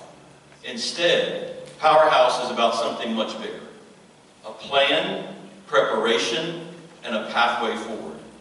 Today, 63% of high school students across the nation, not just Lake County, walk high school platform graduations, receive their diploma, yet never accomplish their goals. Think about that. They fail and they fall into debt with student loans, and they settle for jobs to pay bills. And too often they move in with a roommate called regret. Powerhouse empowers students to plan and plan effectively. We prepare them for life beyond graduation stages, not just a test. I spend my days on high school campuses, and I'll tell you what I see.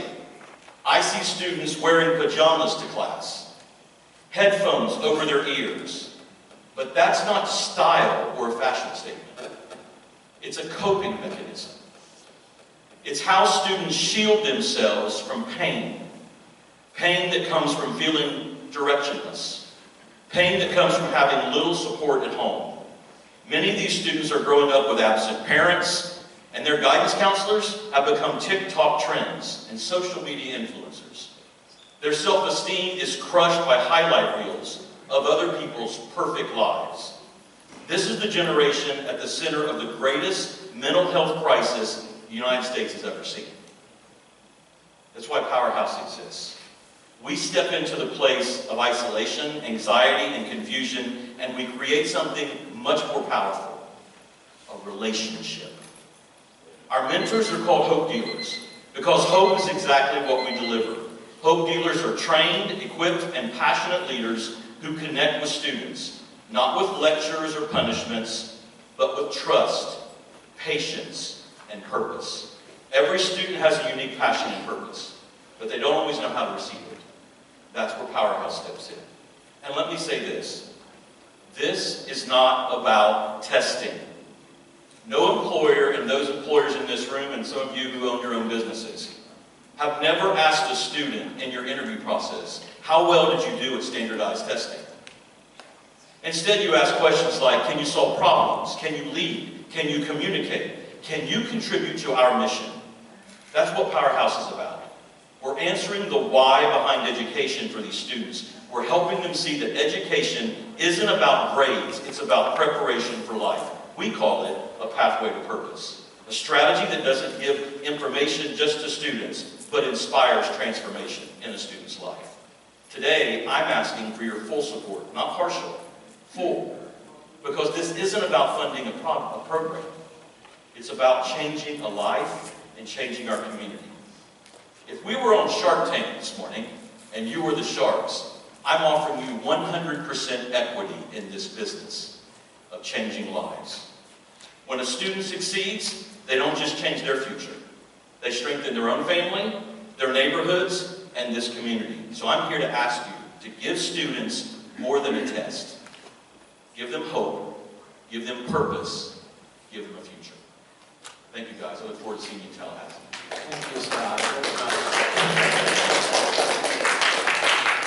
It's incredible watching the work that you have done, and I'll tell you, it makes me think of the famous Mark Twain quote that the two most important days in our life, the day we're born and then the day we figure out why.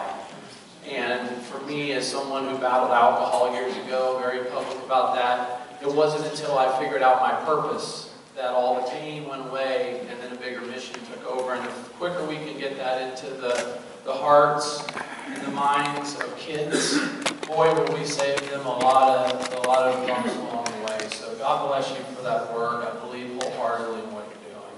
Ma'am, you're next. Thank you for being here. And then Steve Warehouse is next. Thank you. I'm Barbara Robinson. I'm the Circuit Director with the Guardian Ad Litem Office, and I'm really honored to be here today to talk to you more about the Guardian Ad Litem Office. The Guardian Ad Litem assigned by the statewide Guardian Ad Litem Office represents the legal interests of Florida's abused and neglected children in court and the community. They are appointed by a judge after a child enters the dependency system. Every child appointed to the statewide Guardian Ad Litem Office is assigned a Guardian Ad Litem attorney, child welfare professional, a volunteer or pro bono attorney from the child's community, if one is available. This representation model is national best practice. Our legal representation protects and advances the legal rights of children whose age and other limitations prevent them from making their own decisions. The Florida Guardian Ad Litem Office considers a child's physical safety, emotional well-being, and permanent placement in a stable, nurturing home environment where the child can thrive. We provide zealous, independent representation, and our office is the only party to a child's case that provides undivided loyalty to the child. In 2023, the statewide Guardian Ad Litem Office represented over 34,000 children. The Florida statewide Guardian Ad Litem Office appeared in 531 dependency appeals, and of the decisions rendered in 2023, the statewide Guardian Ad Litem Office won 97% of those appeals. This is an indicator of the high-quality, independent legal representation our office provides to Florida's most vulnerable children. 2024 has brought significant and great developments. For the first time in office history, there were resources to represent every child we were assigned. Additionally, in 2024, and in collaboration with Hope Florida, the statewide Guardian Ad Litem Office developed a new mentoring initiative, which was subsequently codified by the legislature and enacted into law on July 1, 2024. Our office works with dependent youth approaching adulthood to identify and connect them with a mentor who is committed to assisting the teen in navigating life as they prepare to start living independently. In November of 2024, we celebrated a significant milestone and helped over 1,000 teens exiting foster care identify a stable caring adult who has committed to mentoring them. We are always looking for more. The upcoming session, the statewide Guardian Ad Litem Office is requesting a much-needed upgrade to its case management and data tracking system, increasing child advocate manager compensation, and due to the federal reduction of the Victims of Crimes Act positions, the office is requesting 12 full-time positions to offset those losses. Thank you again for your dedication to Florida's dependent children and your service for our great state. Thank you for being here, Barbara. Steve Waterhouse, and then Vance Yoakum is on deck. Good morning, and thank you for the opportunity to be here this morning. I'm Steve Waterhouse. I'm chairman of the board of the Alzheimer's Association for Central and North Florida, and also a caregiver for my wife who was diagnosed in 2016. I know many of you have been touched by this disease. Florida is the epicenter for Alzheimer's. We're the state with the second highest prevalence of this disease. We have roughly 580,000 Floridians, 11,800 here in Lake County that have Alzheimer's. My guess is those numbers are low. I know that because I know that people aren't being diagnosed early. You know, one of the things we're looking for today is to to introduce our 2025 legislative priorities. First of all, we need to have a statewide campaign for early warning signs. People don't know what to look for, and therefore they're not going for care early enough. The problem today, you've all read that we have some treatments today that have come out. They only work in the early stages of the disease. And as a result, people who are coming in later stages are not able to take advantage of what we have. We're looking for funding for respite care. Roughly 840,000 Floridians are taking care of people with Alzheimer's. They need a break. And there's a real problem. Right now we have roughly 18,000 people waiting for rooms or waiting for opportunities that aren't funded for respite care. Very, very important. I can tell you the problems of people taking care of that disease. Over half of them have their own chronic illnesses to take care of, in addition to what they're taking care of with Alzheimer's. And finally, we're looking for funding for the Brain Bus. The Brain Bus covers all counties in the state. It primarily goes into underserved communities. I've been on it. It's fascinating to hear the questions people come with that they weren't able to get answered from their primary care physicians or other people in the community. And it's nice to be able to go in and get them started in the right direction, have some kind of outreach. That has been a very, very valuable piece for us. We hope we can continue the funding for that. So on behalf of the Alzheimer's Association and the over 500,000 Floridians living with this disease, we thank you for the opportunity to be here today. We look forward to seeing you on our advocacy days in March 10th and 11th. And again, thank you for your continued support. Merry Christmas. Merry Christmas. Thank you for being here, Steve. Important stuff. All right, next up we have Vance Yoakum, and then Sue Perrin is on deck. Hi, good morning. I'm Vance Yoakum. I write the blog fiscalrangers.com. I've been covering local government for like 18 years here in this county. What I'd like to do is that you guys all have been elected with, and you've got major contributors and donations coming from different areas for different things, but I'd like to cover things that are going to affect my suggestions of areas that are going to affect your local constituents, what I call grassroots issues. And this comes from a long observation going to city meetings, county meetings, different meetings, including this one for many years. And you have a handout that I think they put in your docket. You don't have to go through it now, it's kind of long. But first of all, I added one. The list was 7 items from last year, actually. But I added the 8th one, which is now a major issue, and that's mobile home park abuse. This is where mobile home park owners use loopholes in Chapter 723, which has no enforcement authority, has no arrest authority, has no fine authority to go after mobile home park owners who are abusing, harassing elderly women and veterans and retirees in these mobile home parks to get them to move out without being able to sell their house, which is a whole other area I could explain later. And they lose all their equity in their home, and it could be $40,000, or I've talked to people who lost $100,000 in equity because these unethical mobile park owners push them out, and it's becoming a major issue. And now, just recently, because of articles I've written, I get people contacting me from all over the state. I've got 3 couples in Ormond Beach that are going through some terrible travails. I got 4 elderly women in a park here in Leesburg that just started this last 2 weeks calling me because now the realtors are finding they can't sell homes for these people. They get a client. The park owner puts so many barriers in their ability to sell the home that they end up moving out because they're harassed, and maybe they have to move back to where their kids are or something. And they lose all the equity in their home. It's to the point where my personal opinion is nobody should ever buy a mobile home in a mobile home park in Florida, because Chapter 723 that governs these parks is full of loopholes. They don't enforce it. They don't do site inspections. The whole process needs to be reformed. And Representative Paula Stark has started reforms. I want to thank Representative Yarkosky for talking to me for quite a bit about this issue. And I think that that is the biggest primary thing that you could improve to help constituents that are in these mobile home parks and are losing their homes.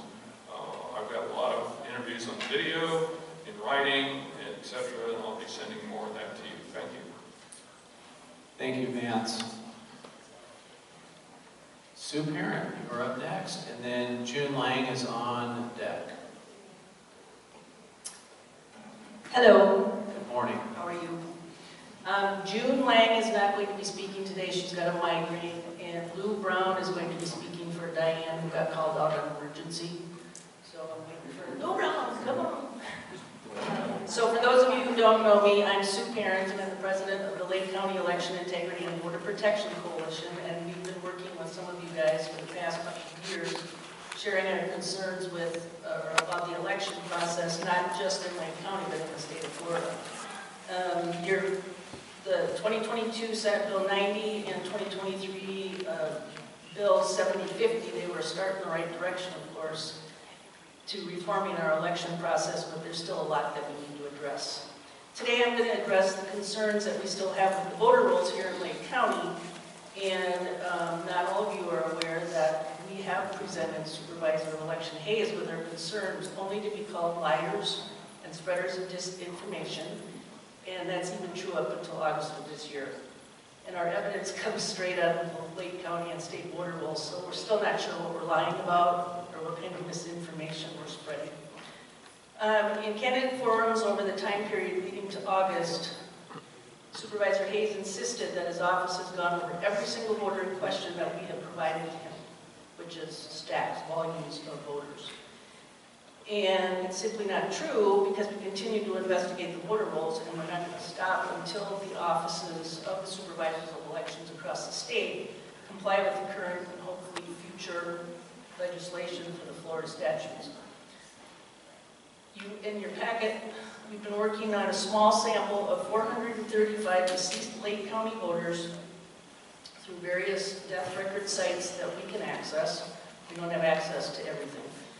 And I still have about 90 voters to look through, but it doesn't sound like a big number when you're looking at 274,000 plus registered voters in the county. But what's the magic numbers before our voter rolls are maintained properly? That's my question. So for example, you have a little list here, 24 deceased voters in Lake County who are still on the voter rolls. They have death certificates here in Lake County. One dating back to 2001. Why is this person still in the voter rolls? I know you shake your head, because I don't know either.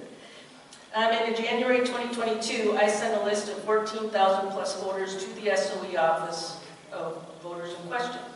As of October 2024, there are still 12,700 of those voters on the rolls.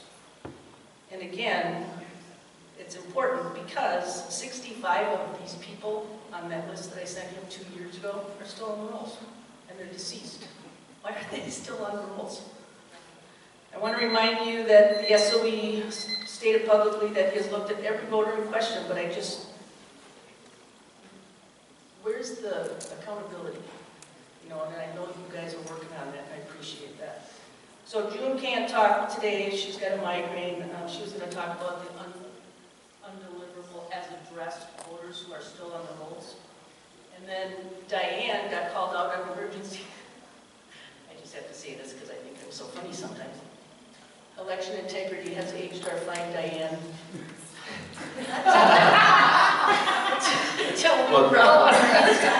So thank you, Sue. We're going to recognize Miss Lou Brown in replacement of Diane Mineta on number 25. And next up will be Eileen Tremontana. So you're on deck. Go ahead, Miss Brown. Thank you. I'm going to stay up here in case you have any more questions.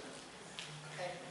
All right. Well, I am stepping in for Diane Mineta, who was called out to do a pacemaker procedure. She's a medical specialist with a lot of talent I don't have, so I'm reading her paper. In the upcoming session, third-party vendor involvement in our elections must be addressed. From voter registration to the printing of ballots and casting of votes, our entire election process is run outside the scope and purview of the citizens of Florida. Our voter registration database is run by VR systems. Changes can be made without the oversight or knowledge of our supervisor of elections, a fact we have proven with the Red Belly Road example. In Lake County, printing companies produce and mail out our ballots. Voters have no way of knowing how many ballots they are printing and what happens to those ballots once they go out the door. There is zero chain of custody in the companies that are not subject, and companies are not subject to sunshine laws. This is a huge problem when you consider the BBM issues that were just presented. Once a voter mails in their ballot, there is no certainty that it will be counted, let alone accurately counted. VR Systems also runs on our e-poll book, during elections. Via the e-poll book, the company knows who requested a ballot, who was sent a ballot, who returned a ballot, who voted early, who voted on election day.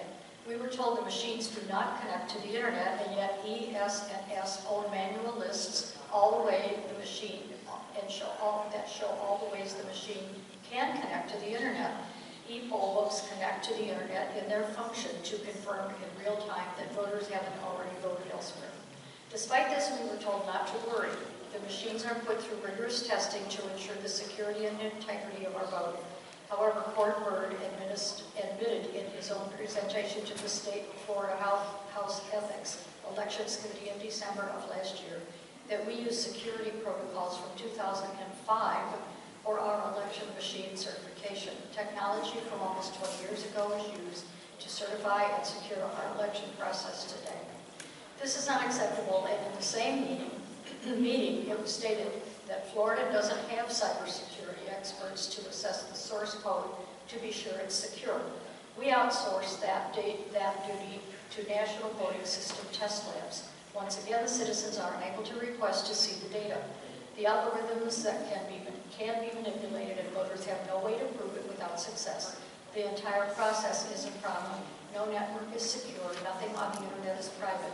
Banks know this, our military knows this, the cyber experts know this, programmers know this, anyone who looks closely into this knows it. Which is why many countries across the globe do not permit any electronic voting machines to be used in their elections.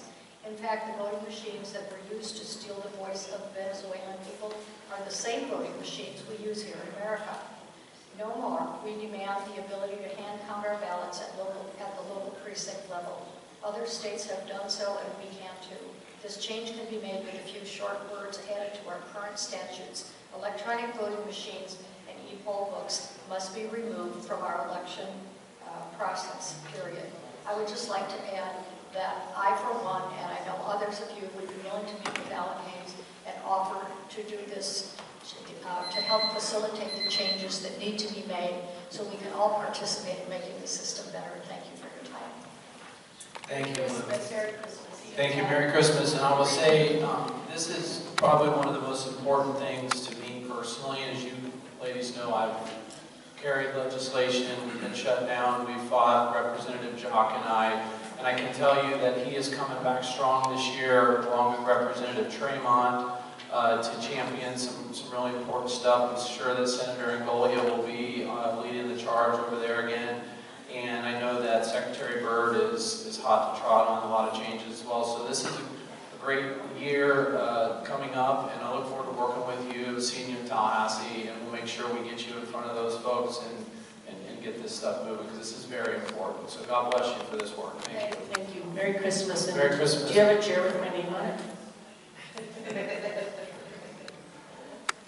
Eileen, you are next, and then we have Elbeth Earhart on deck. Thank you for allowing me to speak. I'm Eileen Tramontana, the Executive Director with the Trout Lake Nature Center. Last year, the Florida Legislature provided funding for Phase 2 of our education complex expansion, and we're grateful for your support. Phase 2 involves constructing important infrastructure that will be done by June of 2025 or sooner. As we prepare to move into Phase 3, we once again ask for funding support from the state. Phase 3 includes expanded classrooms and meeting rooms, a larger museum with state-of-the-art exhibits and educational activities, offices, and other areas to support the growing use of our nature center. The center will begin its 37th year of operating in 2025. We have grown from chairs in an open field, then to a picnic shelter, which is still in use, to a double-wide museum, and finally an education building. No one envisioned the growth that would occur in Lake County or Florida at the time of our inception. But growth has occurred and continues to make the center and its services even more essential for Central Florida. Nature centers serve as a hub for learning and connection, not only with nature, but also with other community members. Our center provides guided walks, a variety of natural resource classes, and new this year, students will conduct tree canopy studies. And we purchased an eco-rover chair that will let those physically challenged have full and independent access to nature. We are constantly striving to improve. As forests, farms, and close-to-home natural areas disappear, children don't have the safe and easy access to the outdoors that earlier generations enjoyed. Direct experience in nature stimulates our senses, and the use of our senses is essential to learning and creativity. Research shows that even limited outdoor opportunities make a difference. Children coming back to a classroom from outdoor lessons are more focused and better able to absorb content. The same types of results have been found in the business world. Studies show that people who care deeply about the future of the environment almost always enjoyed experiences in nature when they were children. If nature experiences for children continue to fade, where will the stewards of the future come from? The Trout Lake Nature Center contributes to the region's economy, and our expansion will allow us to contribute more fully. The center brings people together and creates a sense of community, so essential in times of stress and strife. In addition to supporting the completion of the center's education complex, I urge you to consider passing an Environmental Education Act for Florida, modeled after the 1999 Environmental Education Act. This former act propelled Florida to become one of the leaders in the field of environmental education, but with its sunsetting, Florida has been sliding downwards due to lack of support for educators, both formal and non-formal. As Lake County, Central Florida, the state continues to grow, it is important to educate current and future residents and voters about Florida's ecosystems and wildlife. As Jane Goodall stated, only if we understand will we care. Only if we care will we help, and only if we help will we all be safe. Please help us achieve these aims. Thank you. Thank you, Eileen. Ms. Gerhardt, you are next. And then we have Kevin Drinka on deck. For more than 2 decades, the faith-based batterers intervention program has been accepted by the circuit courts in Florida, and our communities enjoy the benefits of the very low recidivism rate this program offered. This all changed in 2022 when our legislators handed control and oversight to the Florida Department of Children and Families. The biggest difference and change in the administrative code for oversight was the language specifically drafted to target and abolish the client choice of faith-based VIP. There were no current other providers in Florida during 2022 that were targeted for banning other than faith-based providers. Our office was one of many throughout the state that the Florida DCF rejected as a provider, citing our faith reference as a reason. This was not simple oversight or an overzealous worker at the Florida DCF that went to court to defend their right to eliminate the option of a faith-based program. Sadly, the judge sided with DCF. The voice consists of the use of the Duluth model in making certain that every VIP program includes this ideology. It was created by a feminist. Her name is Ellen Louise Pence. She wants feminism to be the major focus of the VIP program, and this ruins our families, our religion, our government. I'm asking you to please have the wisdom to remove this administrative code for us and for other providers here in the state of Florida. Thank you very much. Thank you, ma'am. Kevin, you are up next. And then we have Kim Dinkins is next. I am a friend and colleague of Ms. Gerhardt. I too work at Grove and Family Counseling.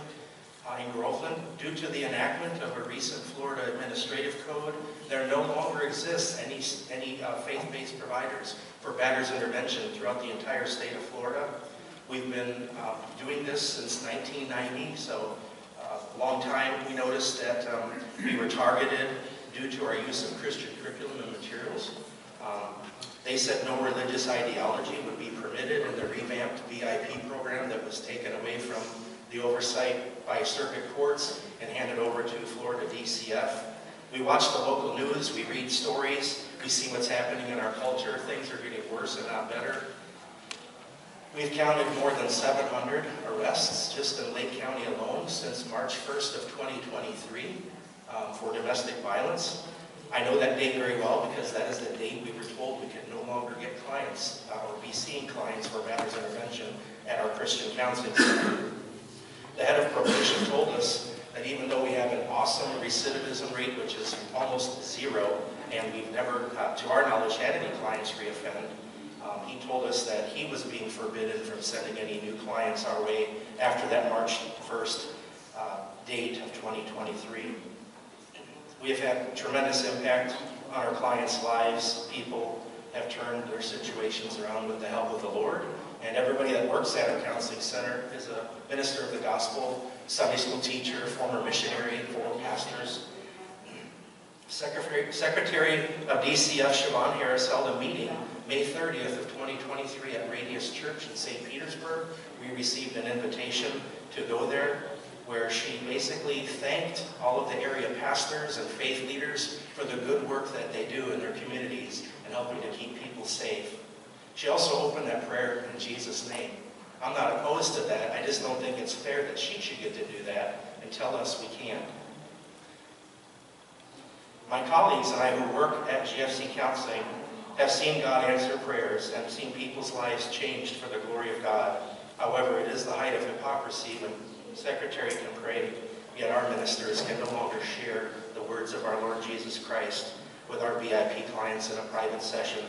We believe this very poor decision should be reversed, and I would implore each of you during the next legislative session to please consider doing the right thing and allow all faith-based providers to return to work and to stand in the gap as the Secretary Harris once lauded so many of us for. Thank you for your time. Thank you, sir. Kim, you are up, and then Barbara Bendito is on deck. Kim, go ahead. Good morning. Kim Dinkins, Planning and Policy Director for 1000 Friends of Florida. We are a nonprofit, nonpartisan advocate for environmentally and fiscally sustainable communities.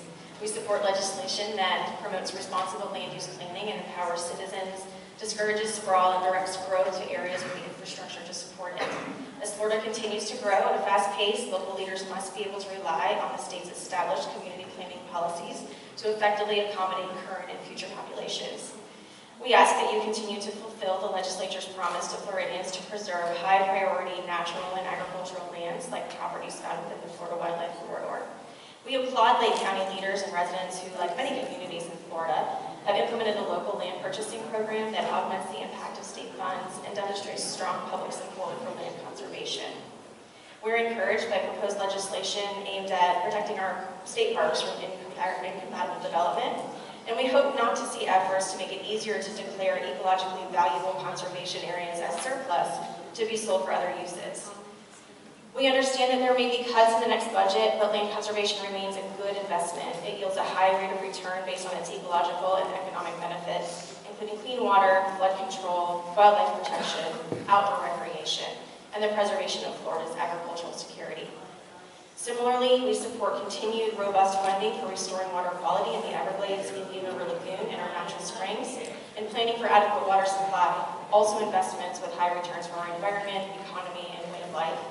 We support a system for prioritizing water projects so that the ones that meet the highest need and deliver greatest public benefit while also considering needs in rural communities rise to the top for funding. Along with continued funding to strengthen communities against flooding, sea level rise, and storm surge, we hope to see legislation that discourages irresponsible development in storm vulnerable communities in order to save lives, property, and taxpayer dollars. On the other hand, we hope the lawmakers will uphold their pledge to reserve spending from the state's housing trust funds for that purpose, and to continue to spend dollars on affordable housing that is consistent with local plans. As always, we'll support the legislation that preserves and strengthens the rights of Floridians to choose the future they want for their communities through the planning process, and we'll vigorously oppose any legislation that would undermine those rights. We thank you for your service and wish you Merry Christmas. Thank you for being here. Barbara, you are next. Good morning, and then Valerie Schultz is on deck. Good morning. I am Barbara Benito. I am the Executive Director of Mid-Florida Homeless Coalition. We are the lead agency for the Lake County, Sumter County, Citrus County, and Hernando County Continuum of Care. I'm here today to provide you with a current peek into the families that are actually living without a home in Lake County. It is under your tab 44. I would like you to note that the reasons that the local population of homeless are actually homeless are dramatically different than our larger metropolitan areas.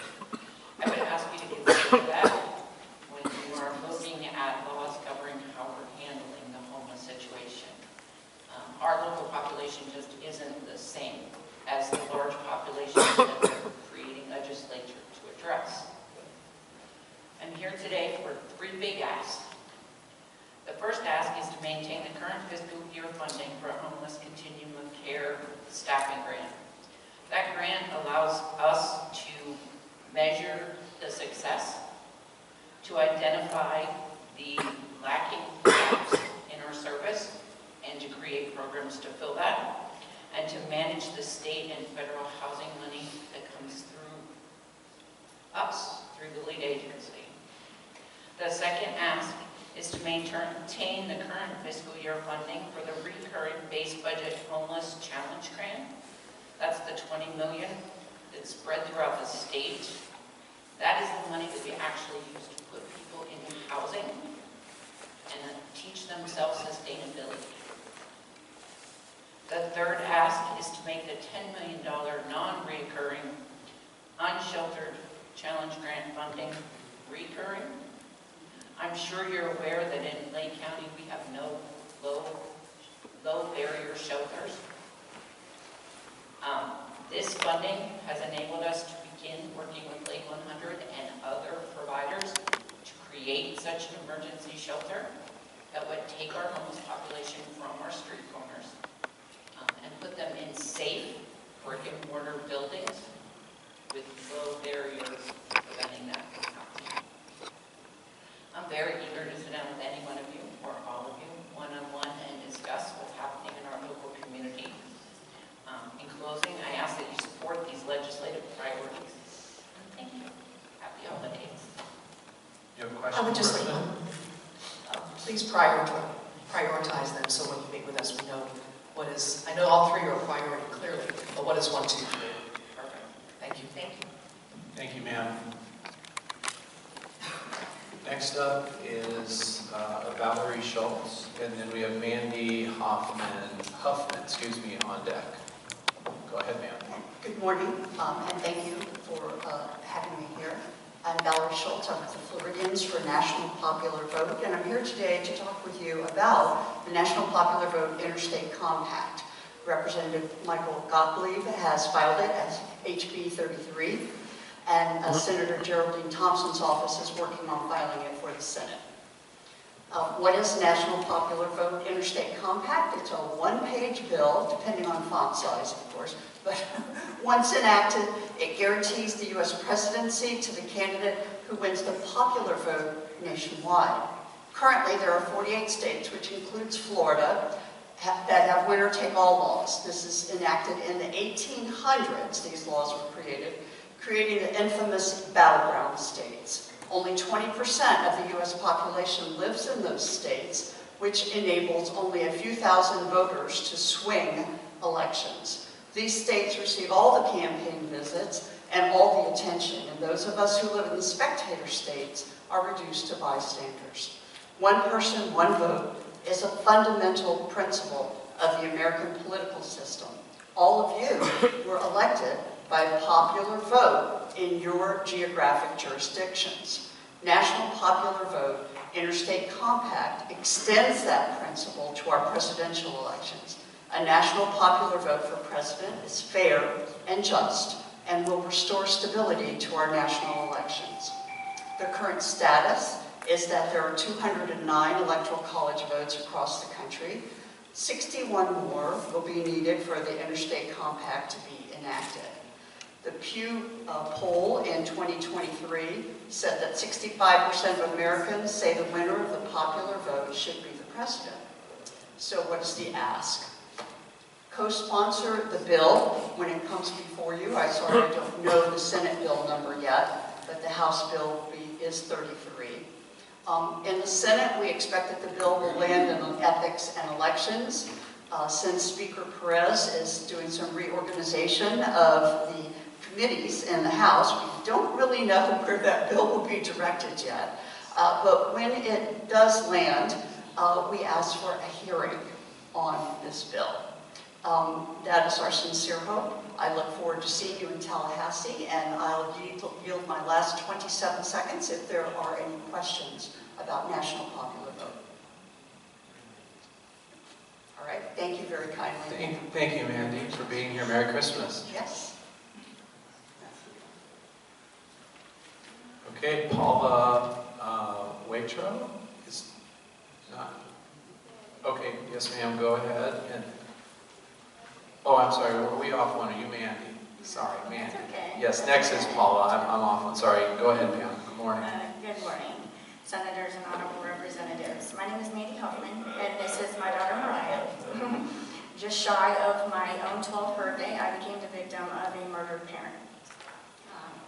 My father was shot in the head at close range, and the man who killed my father 31 years ago has gone up for parole review 4 times. He has done 0 classes and says he has no remorse. I feel he doesn't deserve to be released. I grew up without a dad, and actually the man's own child grew up without her father as well. I want to add that I have actually forgiven him. I never have my dad back to watch me succeed and help me with my special needs child, his only grandchild.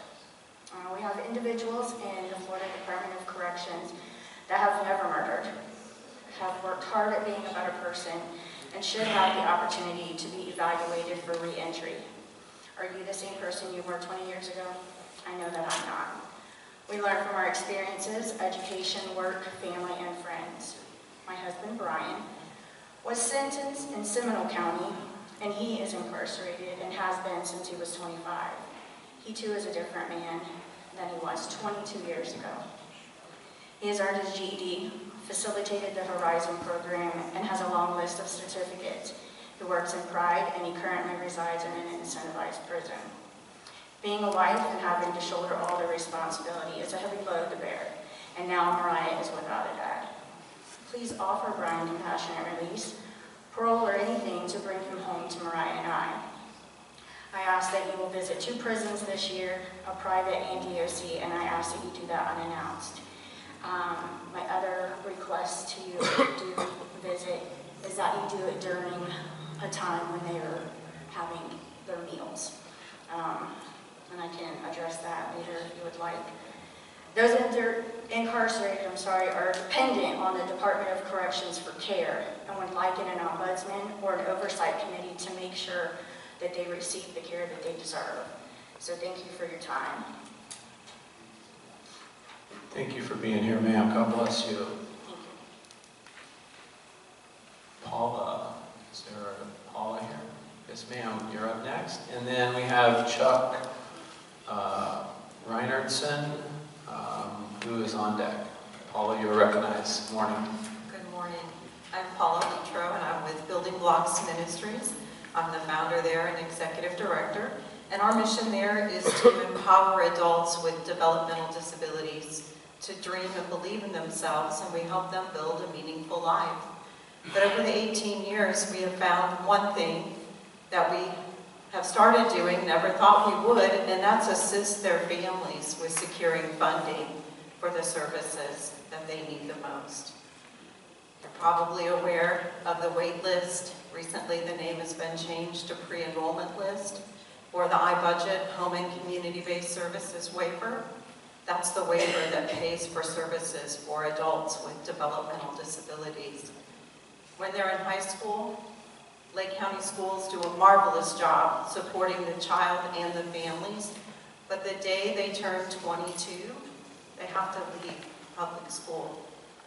All of the support that they had for services is now gone. And the families are left to try to navigate that process alone.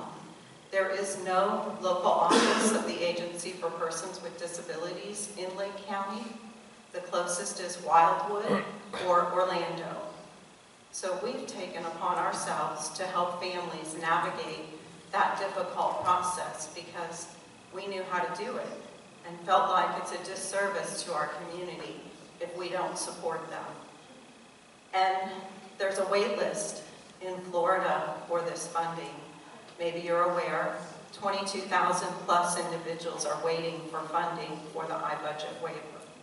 In Lake County, that number is 338 individuals. We know that number to be higher because we've supported over 10 families applying for that waiver. Those numbers are from 2020. So I'm asking for your support in funding for the iBudget Home and Community-Based Services waiver for more funding to support these families in need. Without that funding, they're unable to attend day training programs, and the wonderful progress they've made in high school, they will lose those skills that they've learned, and that's unfair to an adult with a developmental disability to now, once they turn 22, they have nowhere to go during the day if the family cannot afford to pay for their funding privately to attend a day training program to continue to build on those skills. And that's important because adults with developmental disabilities do not progress at the same pace that you and I do, or learn in the same way that you and I do. So maybe they're 22, but they may act like they're 8 or 9 years old, maybe 12 years old. And we know that they would not be able to stay home alone. So without that funding, the families have a real crisis. I have one question. Have you partnered with Easter Seals / Camp Challenge? No, we have not. I know they're also a provider, as we are. I want to look into that. Thank you. I would like to say too that you know, this is extremely important, and I had the pleasure of working a little bit with this with my colleague. Again, I'm going to say Representative Chase Tremont out of Volusia County, but he's really championing stuff here. We worked with ALCA very closely last session on this. Secretary there is very, this is important to them. And there's some really good members of the legislature that this is personally affecting. So I can promise you that there are a lot of great minds and hearts that work at this. I would invite you to get with my staff. We'll make sure we get you connected with some of those people that are working on this. And if you're in Tallahassee, come see us. I'd love to, you know, help you and connect you with some people, because this, again, it's God's work. It's very important, and you know, I know that there's a lot of efforts right now that are coming in this. So thank you for being here. Thank you for having me. I'd love to help find solutions. Yeah, no, and half of the battle is just connecting you with the right people that can listen, that you can, that you know, is working on this, that can take this information and help make sure that it's getting into the right committees, et cetera. So thank you. Thank you. If you would, please give your contact info to my district aide. She's here. Lou, there she is right there. Thank you, and Merry Christmas, and God bless you all. Same to you, ma'am. Okay, Chuck, Dr. Reinertson, you are up, and then Judith Tice is on deck. Yes, sir, good morning. First of all, thank you for having this opportunity to share this information. I'm a 1979 graduate of the University of Florida College of Dentistry. We learned a lot about the mouth in these last 40-some years. We never knew just how important the health of the mouth was for the health of the rest of the body. In the year 2000, the United States Surgeon General came out with a big report that basically said you need a healthy mouth to have a healthy body. And if you have a mouth, this information is for you. The bacteria in the mouth and gum disease has no pain. So people don't even know what's going on. So it goes into the bloodstream, it goes through the whole body, and it causes all kinds of diseases, cardiovascular disease, rheumatoid problems, diabetic. We talked about Alzheimer's disease. They're not calling Alzheimer's type 3 diabetes. They're finding a little bacteria in the brains of Alzheimer's patients. This is a big deal. Some years ago, I tried to get into our local hospital in Eustis as a dentist to do oral exams on the patients so you could rule out the mouth as a source of bacteria that's causing some of their problems. Their decision was, we don't want you coming in and diagnosing things that we don't treat. That doesn't make sense if you're a doctor. So I went around to the local physicians. I said, can you include the mouth when you're evaluating someone's health? Their answer was, Chuck, we'd love to, but we only have 15 minutes per patient. Today, 70% of physicians work for a corporation. The corporation sets a schedule. They've got 15 minutes. So if the hospital wasn't going to do it, and that just blew me away. I mean, how could you not be interested? If the hospital doesn't want to do it, the physicians don't have time. I wrote a book. It's called Are Your Teeth Making You Sick? And I've got a copy for everybody here. It's easy. All I'm trying to do is get this information out. It would be nice to get the information out through the school system, but the schools already are swamped with everything. I believe, and prove me wrong, but I believe social media, especially with the young people, is a great way of getting this information out. People will spend time brushing their teeth, but not cleaning their teeth. You need to clean your teeth at least one time a day, thoroughly. If you'll do that, oh my gosh, rather than needing bigger hospitals, we'll have more healthy patients. There are about over $850 billion spent annually on cardiovascular disease in the United States. They've already proved the bacteria in gum disease is causative for cardiovascular disease. When was the last time a physician asked you about your mouth? When was the last time a dentist told you about the diseases that are caused from diseases in the mouth, from problems in the mouth? We need to get this information out. And if the hospitals don't want dentists, and I tried, if the schools are already busy, I think that a social media platform that is entertaining, geared for people, if we can get people to start doing the free stuff at home, we can save millions or even billions of dollars, not to mention having people be much healthier. I would rather avoid a heart attack. There are over 630,000 deaths annually in the United States from heart attacks. 50% of them come from dental infections. Thank you, Doc, for being here. Merry Christmas. Judith Tice. She's not attending. Okay. John Suarez? No? Trudy Wild.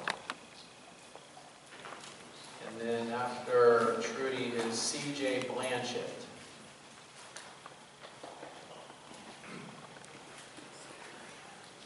Good morning, ma'am. You are recognized. Good morning, and thank you very much for having the time that we can speak with you and share our interests. I boiled down about 7 minutes into 2 or 3. So I work as the Director of Public Grants and Advocacy with United Arts of Central Florida.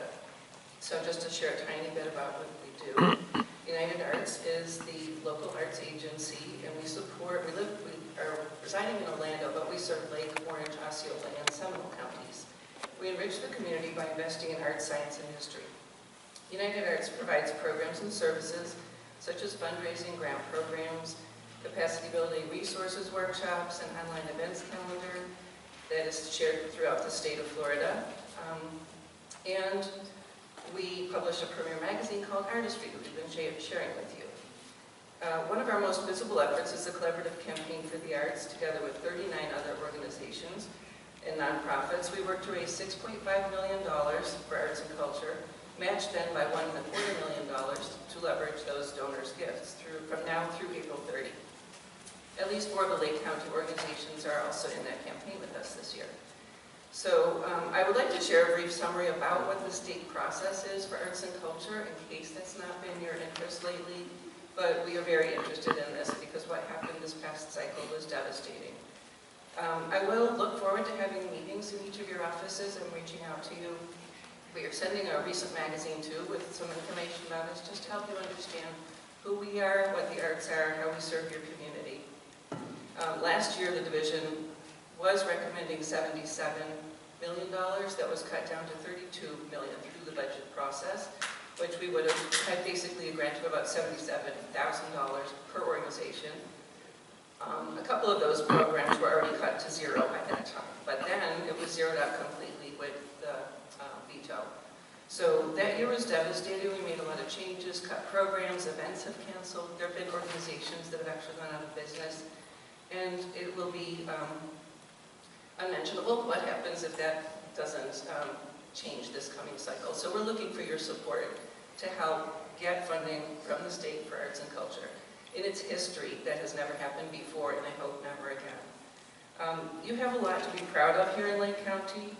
A lot of the organization, I'm not sure how many you frequent, but there's a lot happening here in Claremont. They have the bones for a great arts ecosystem. Arching Oaks is something that not many have access to if they built in Eustis. The Tavares Theater is a great community theater. Howie Music Series was one that was up for a $25,000 grant, but lost that entirely when it was zeroed. That would have helped them expand their excellent programming. And last but not least, the Mount Dora Center for the Arts that does excellent summer camps, not only for children, but all the way through seniors, having gallery spaces, not to mention the popular and economic driver that their festival is. So to bottom line it at this point, I'm asking you to help make arts thrive and help support arts funding in the state this year. Thank you so much. Thank you, and I just want to say, listen, I think that it's unfortunate that politics got caught up in the middle of the arts. You know, I'm a musician, my kids are dancers, you know, I believe wholeheartedly in the arts. It's very important for a lot of reasons. So I work very closely with the lobby firm, the teams that are working at the state level. We've had great conversation, and I can tell you that they get it. We've had real candid discussions behind the scenes on how we come back. And you know, look, every 2 years, it's a new day, it's a new energy and a new vision because we have new leadership. And we're going to move forward, and certainly for me as Rep. Yarkosky, it's important to me, and we will be hopefully mending some fences in the next 2 years and see what we can do there. But thanks for coming and sharing with us. Can I address something very quickly? Yes, go ahead, ma'am. There is a new lobbying firm that has been hired by the Florida Cultural Alliance, and we're very positive about what they're hopefully going to help reinforce or reinstate. And I appreciate your leadership and your comment to make that statement. Happily give you any information that might help you help push this. I happen to know who they are, and it's a very, very good firm, and you're very well represented, and I've already spoken with them, and we're actually working on something in March you guys are doing up in Tallahassee, a festival or some association that they've asked me to help out with some music stuff. So anyways, yes ma'am. So we will be involved, and it's on my radar, so thank you. Excellent. Thank you so much. It's about solving problems. This isn't about politics, it's about people, and every chance I can get politics the hell out of the way so we can just get to the business of the people and what matters. That's what we got to do here in this particular silo, and you have my attention. Excellent. So. That does my heart good. Thank you. God bless you for being here. Thank you so much. Okay, CJ Blanchett. Welcome, ma'am. You are recognized. Thank you very much. Good morning. My name is C.J. Blanchett, and I'm a resident of unincorporated Leesburg. As the Investigations and Research Officer for Recall Florida, I am here to advocate for its efforts to be supported in Lake County. The principles of a constitutional republic is foundational to our government, and the ability to hold elected officials accountable is essential for maintaining the trust of the people you serve. As a former candidate, I myself both witnessed and victim of some of the most egregious acts committed by some elected officials. And I find that stronger mechanisms to ensure ethical and responsible governance is long overdue. The lack of investigation into reports of misconduct, lack of transparency, and the failure to represent the needs and concerns of the citizens have eroded public confidence in some of our local leaders, while leaving others to be unfairly scrutinized. Currently, 47 counties in the state of Florida have a recall process in place. However, Lake County citizens have no recourse to address and recall those that do not represent their concerns honestly or accurately, and most citizens end up feeling as if nothing will ever change, so why bother? Recall Florida provides a vital tool for residents to address this gap by educating and empowering citizens on how to petition for the removal of elected officials who violate public trust. The members of Recall Florida have found that these measures have helped to deter unethical behavior and actually encourage leaders to act in the best interests of their constituents in other counties. Supporting Recall Florida's efforts in Lake County would restore public trust by ensuring citizens have an advocate or a voice to address misconduct, and promote accountability by those ensuring that whoever is elected or selected, they're answerable to their constituents at all times. As a resident of Lake County, I believe Recall Florida represents a proactive approach to strengthening our choices and ensuring that our local government truly serves the people. I implore the members of this delegation to please endorse and support Recall Florida's efforts in our community and our county. I welcome the opportunity to meet with the members of the committee, individually or collectively, to create a dialogue, to move forward, to a path that empowers the citizens of Lake County with the right to redress and the assurance of ethical and responsible governing by the people's representatives. Thank you for your time and your consideration to adopt and institute a fundamental right of the people, back to the people, which is the right to true and unwavering representation. I hope you have a Merry Christmas. Thank you, ma'am. Merry Christmas.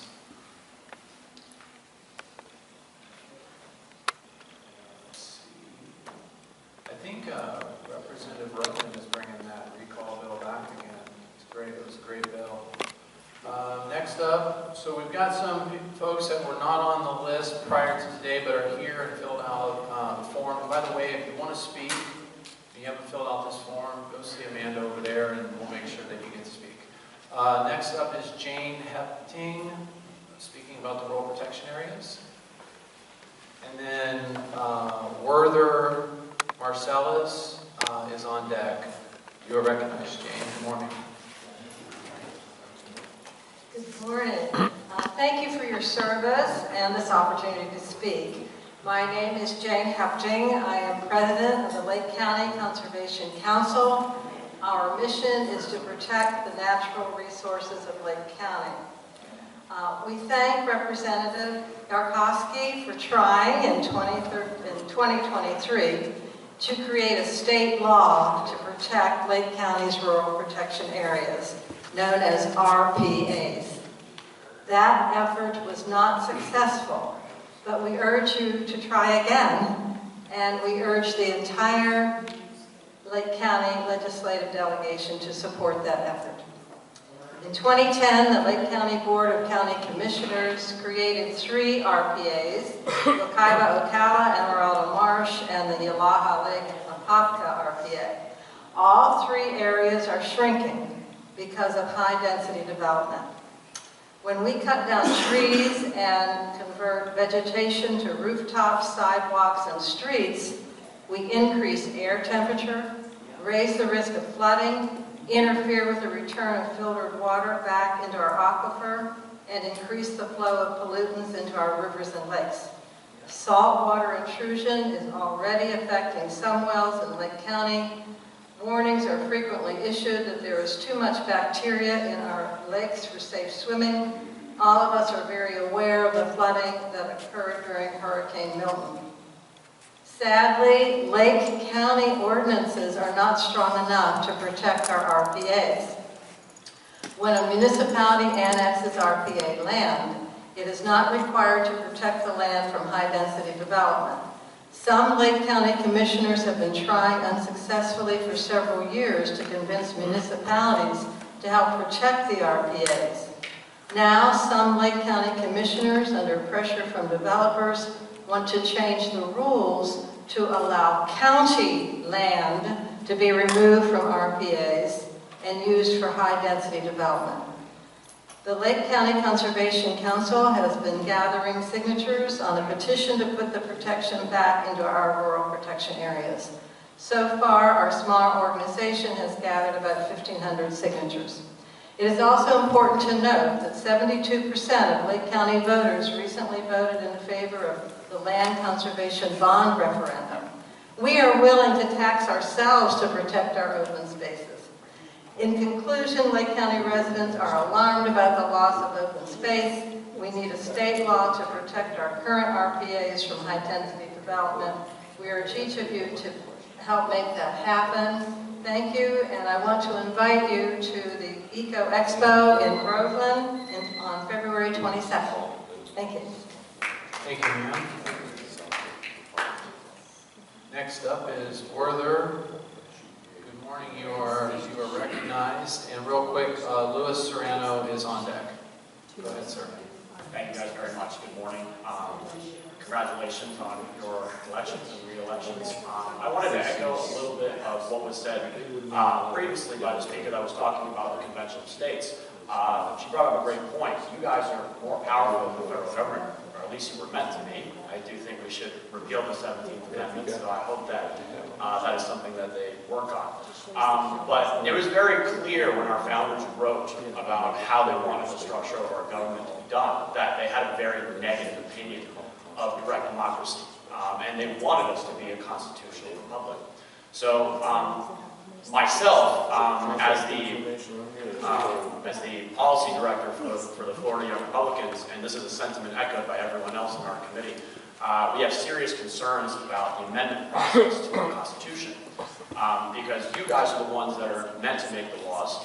We elect you to make the laws. And so I see the current process as a way to circumvent you guys and circumvent the legislature when anyone can just put tens of millions of dollars behind gathering out-of-state petition gatherers and putting money towards ads to advertise for whatever priorities they want. They can inscribe their own business model into the Florida State Constitution. Or, within 2.8%, right, they can remove protections for the unborn, which came very, very close to passing. So, in my opinion, I don't think we should have petition gathering amendments at all. I think it's a corruption of our constitutional republic. However, given practical realities, I think it's appropriate to push to raise the threshold to 75%. And we should also remember that this is very new, relatively speaking, to Florida's history. This process only started in 1972, and the threshold was later raised in the early 2000s from 50 to 60%. So this has precedent. I think we can raise it to 75%, and if we can't do that, although I think we should try, we can make the petition gathering process far more stringent and immune to special interests pouring tons of money into getting out-of-state petition gatherers to interfere in Florida's process and the way that we do things. So myself, the members of our committee, would love to meet you guys with this to discuss it and our other legislative priorities. But overall, thank you guys very much for doing this. It's great to see, you guys being responsive to what everyone else has to bring forward. Even if I don't agree with all the concerns, I like that you guys are willing to give their attention, and I think this is exactly what representative government is about. Thank you very much. Thank you very much, and I couldn't agree with you more. I mean, we tried to raise it to 66% 2 sessions ago, and it was a brutal battle. I'm hoping that something comes back. I mean, it's become big business, and it circumvents the duly elected officials that are there to make the policy, and I couldn't agree with you more that we have to leave that to the lawmakers. And if I could make one additional go for it. point, Yes, sir. The reason we're proposing 75% instead of 66 is because it already the federal constitution already requires 75% states to agree to an amendment to put it forward. So if we can't eliminate this process entirely, at the very minimum, if we're going to do a public vote to amend the Constitution, it should at least be 75% in accordance to what it takes for the federal Constitution to be amended by the states. Thank you, sir. Okay, next up we have Louis Serrano. Come on up, and then Deborah Link is on deck. Good morning, sir. You are recognized. Thank you, sir. I am a retired military veteran. Spent most of my youth in the Army Corps of Engineers. I came here to retire and enjoy my family and, enjoy what I fought for. For the first couple of years, it was great. But now, We're living in a community, and my community is made up of a lot of retired military officers, retired police officers, teachers from all over the country who have chose to settle in Groveland. And in the short time that I've lived in Groveland, I've seen a lot of changes, and not for the better. They, just recently, they voted to increase our water bill 40%, which we were all in favor, because they explained to us why they wanted to increase it. But the reality was that instead of 40%, it ends up being 120%. Penalizing us for stepping out of our so-called tier that they recommend that we stay in. You complain about it, and all we're met with is condescension. It's just not fair. We have people like me. We fought. A lot of us got hurt. Some of us didn't make it back. And all we want is peace. We don't want to be rich. We're not interested in money or living it up. We just want to enjoy the basics. And I'm sorry to say, taking a shower, drinking water, flushing the toilet, it's pretty basic to me. If we can't do that, you know, what's going to happen to our community? I mean, all they're going to do with stuff like this is just kill our community.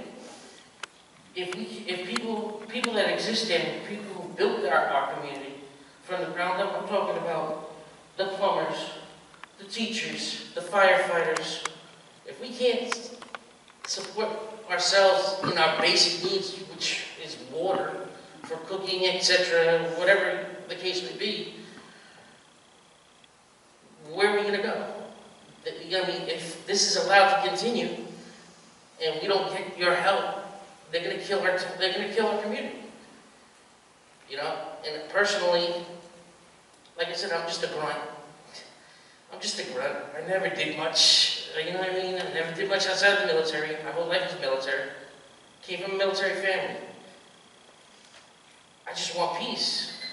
I just want to be able to do what I can do. And the city of Groveland is making it impossible. We need your help. That's it. Thank you for being here, and thank you for your service to our country. And I can assure you this matter is hot on our list, and we're getting lots of discussions going on this and a lot of calls to my office. And I've already reached out to city leaders, and we're going to have some meetings, and I'm learning and understanding how this came to be as well. But it's on our radar. We hear you. And again, thank you for your service. Merry Christmas, and have a great day. Okay, we have Deborah Link up next, and then after her will be Luke Forsley. Deborah, you are ready. More on this issue, same issue for a little corner. Yes, ma'am. Go ahead. You're recognized. So, yeah, I was at the meeting the other night, and they were attributing some of the increases due to the billing cycle. Some people had a 45-day billing cycle. And I found that very insulting, because the true-up number isn't the number of days, because the more days you use, the more the usage goes up. The true-up number is unit price. Prior to their increase, I was paying $3.80 per 1,000 gallons. A 40% increase should take me to $5.32 per 1,000 gallons. They were approved for the 40%, but it looks like they took this as an open slate to run with it and decided to switch our billing to a tiered billing system. We have it in blocks. For each 4,000 gallons that you use, your price is going higher and higher. When you get to block 4, it's 12,000 gallons. Realistically, a family with 2 kids, you're not going to be able to conserve water to below that amount. I took the liberty of doing the percentage of increases by block. So when you hit block 2, it goes up 9%. Block 3 goes up 27%. Once you hit that block 4, it's a 117% increase. And because this is structured this way, there is no possible way they can keep a set rate of 40% on anybody's bill. It fluctuates because it's based on usage, not on price. The other thing I have a concern with, I technically live in Claremont, in a golf course community, and our golf course is annexed to Groveland. My neighbors are Groveland. I'm outer city limits. They're charging me 25% more for my water than my neighbors, and I don't feel this is fair. I feel this is price gouging. You know, you're selling a product, it should be a price, not to who you sell it or where they stand.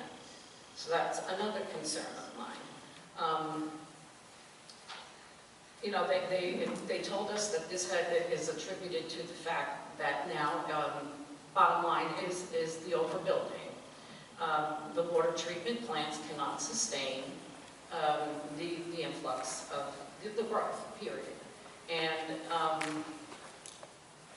they say they raise the impact fees now to the developers, but they should have been doing this all along. And now the burden is put on the residents. Last month, my bill, going in that structured price range, went up 73%. And again, you cannot stay within that 40% once you hit that block floor. It's impossible.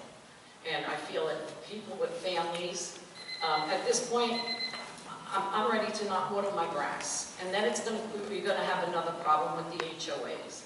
Grasses are going to go, you know, dead, and you're going to get citations from the, how do we do this?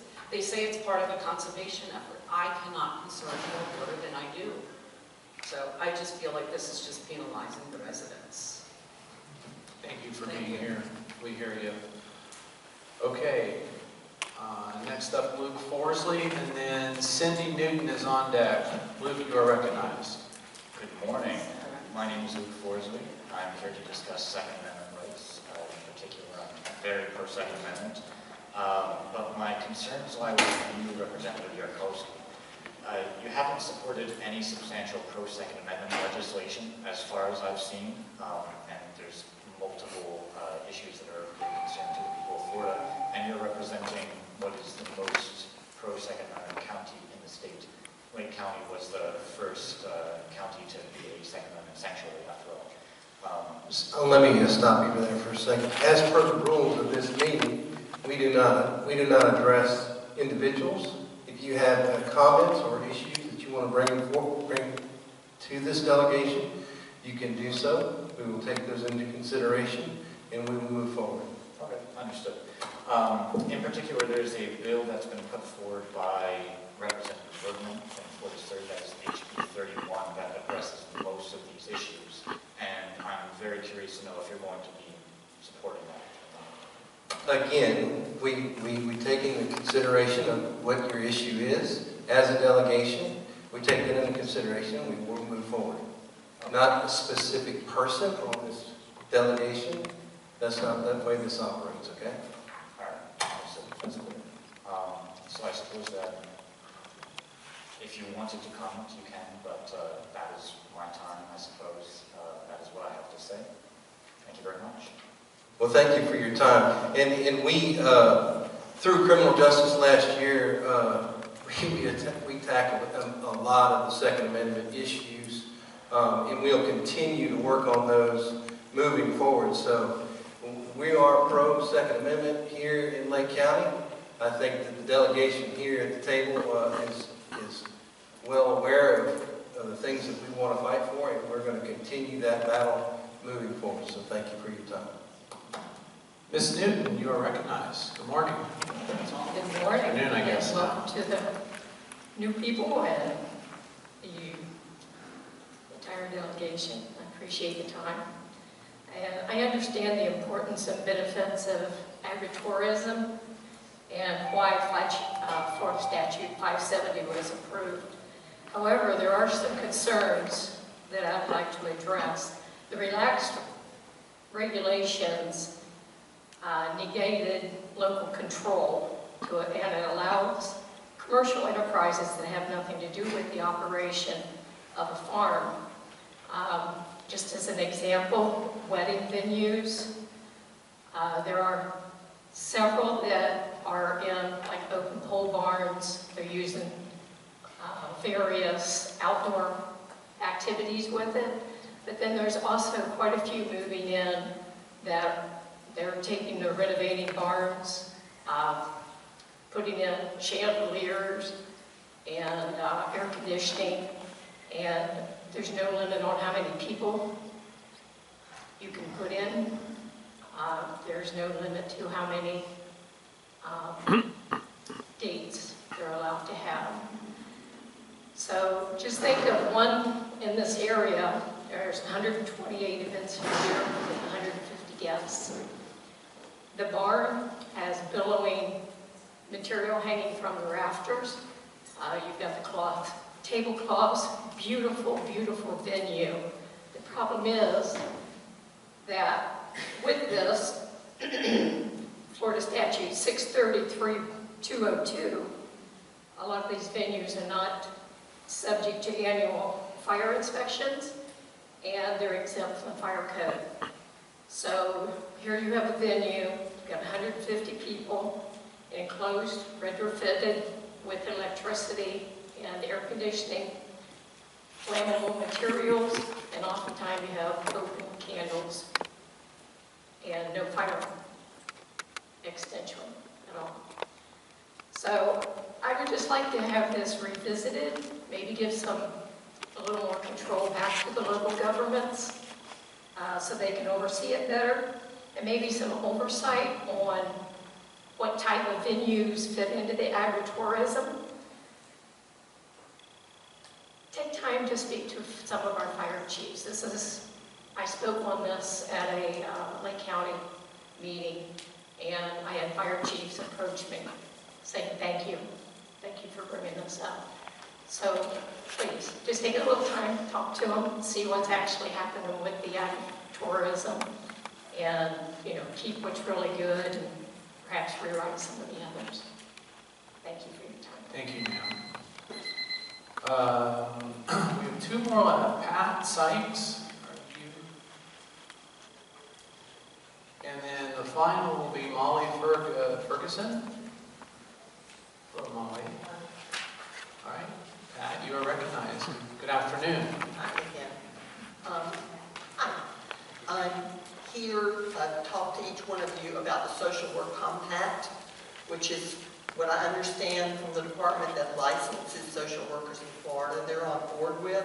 This is already in the legislature. I don't know how it all works, but each of you have, I know this in your binder that talks about the compact, and what it will do is, my daughter's a traveling social worker, licensed in Florida. Wherever she works right now, she has to get a license in that state. What this compact will do is you have to be licensed in your state of residence, and then you can work wherever the compact has been approved. This is a little outdated. There's been quite a few more legislators that have approved it. This is an up or down vote. Y'all don't have any say in the compact. It's yes, Florida's in. So it's not something to discuss or worry about. You're not going to lose revenue because your Florida licensed social workers already got to keep their license. They've got to keep their CPE going. This is just a request that you just fast track this thing. It's yes, we're in favor of being in the compact or not. And Florida being a right to work state, it just seems, don't penalize our Florida residents to not be able to work in all 50 states. Question. Can I ask a question? Mm-hmm. Is there any current legislative efforts that you know of that's being led to do this by any member of I don't know that. Only thing, my conversations with the upper staff at, I don't even remember, they keep changing the names, that the department that licensed them just told me that they were on board with it and it was in the hands of the legislature. So my request would be for y'all to follow up and see who handles this. And like I said, there's no real discussion about it other than yes, Florida's in or no, Florida's not, because you cannot change the words of the compact. Ms. Pat, if you would follow up with your contact from the compact to see exactly when you said the legislature, that's huge. Can you let me know? I will. And then I'll call back to the department, because that's who I've been talking to, is the And find out exactly department who they put this in the hands of, and then let me know and I'll let them know. Okay. And that's a very simple request. I mean, I'm glad you brought this to our attention. And I know there are some great members in the House, particularly who are championing these efforts anyway. So I'll put this on my radar. I'm sure we'll see what this is about. And like I said, each of you have this, I believe, in your binder. If not, I've got copies, man. Why don't I just leave it to you? Thank you for being here, Pat. Okay, last but not least, my friend Molly Ferguson. Come on up. Good to see you, Molly. Let me be the first to say good afternoon. Thank you. Good morning, good afternoon, good day. My name is Molly Ferguson, and I am the Director of Government Relations and Grant Management for Community Health Centers. We are a federally qualified health center with 5 locations in Lake County. We serve Orange and Lake County. Last year we served over 63,000 individuals through over 200,000 visits. We provide primary and preventive health care services, including dental and behavioral health services and lab within our centers. I am not here asking for funding, so let me open up with that. But I did want to make you aware that we are planning on expanding in Lake County. We have some land that we have purchased in Claremont off Highway 27 and Watson Road in the area of the Hall of Presidents facility. You know where I'm talking about? So there's a lot of site development that needs to be done out there. The road blocks up needs to be expanded. So we may be looking for some assistance or some support when we talk to DOT and we move forward, but we are building a full service facility. If you've seen our Claremont facility, which is about this big, it's not that. If you've seen one of our Winter Garden or Leesburg or maybe Four Corners Health Center, it's more along those lines. We are planning on offering full services there, including, as I said, primary preventive, dental, behavioral health, possibly even women's health care. So I will be reaching out to your staff to possibly set up a tour at our Winter Garden Center, which is probably the closest model. But we have support from a private funder at this point for matching funds up to $2 million over the next 18 to 24 months. So I look forward to talking to all of you. I'll be in Tallahassee in January, I'll be in Tallahassee in March, and I'll be seeing you at home. And I wish you all a very Merry Christmas and a Happy New Year. Thank you. Thank you for being here. Okay, is that it? No one else? All right, well, thank you all very much. Very informative, productive.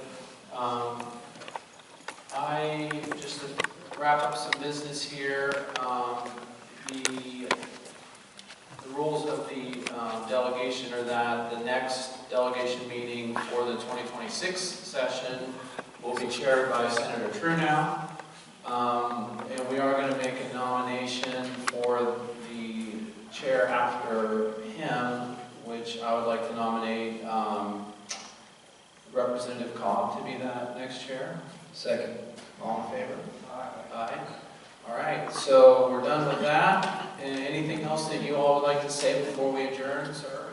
Senator? Well, what I'd like to say is, this is what we enjoy, is all of you guys coming here. A lot of people have already left, but you bring in concerns here and your questions and your the things that you find near and dear to your hearts, and we need to be exposed to those things. But with all that being said, it's been a pleasure today. It's been very professional, and everybody had good etiquette, and that's exactly what we expect and what you should expect from us. But every one of us up here is available to anyone at any time. You can call us, make an appointment. We'd be happy to hear from you in depth. I know 3 minutes is not a lot of time, but we're here to serve you. And I'm having fun doing it. And I'm appreciative of you guys putting me in this place and electing me to the Senate. And so I just look forward to it. I look forward to all interaction. And with that, we're going to end. God bless you all. Merry Christmas. And we look forward to seeing you either in the district offices or certainly in Tallahassee. Come see us. Thank you. Merry Christmas. Thank you all.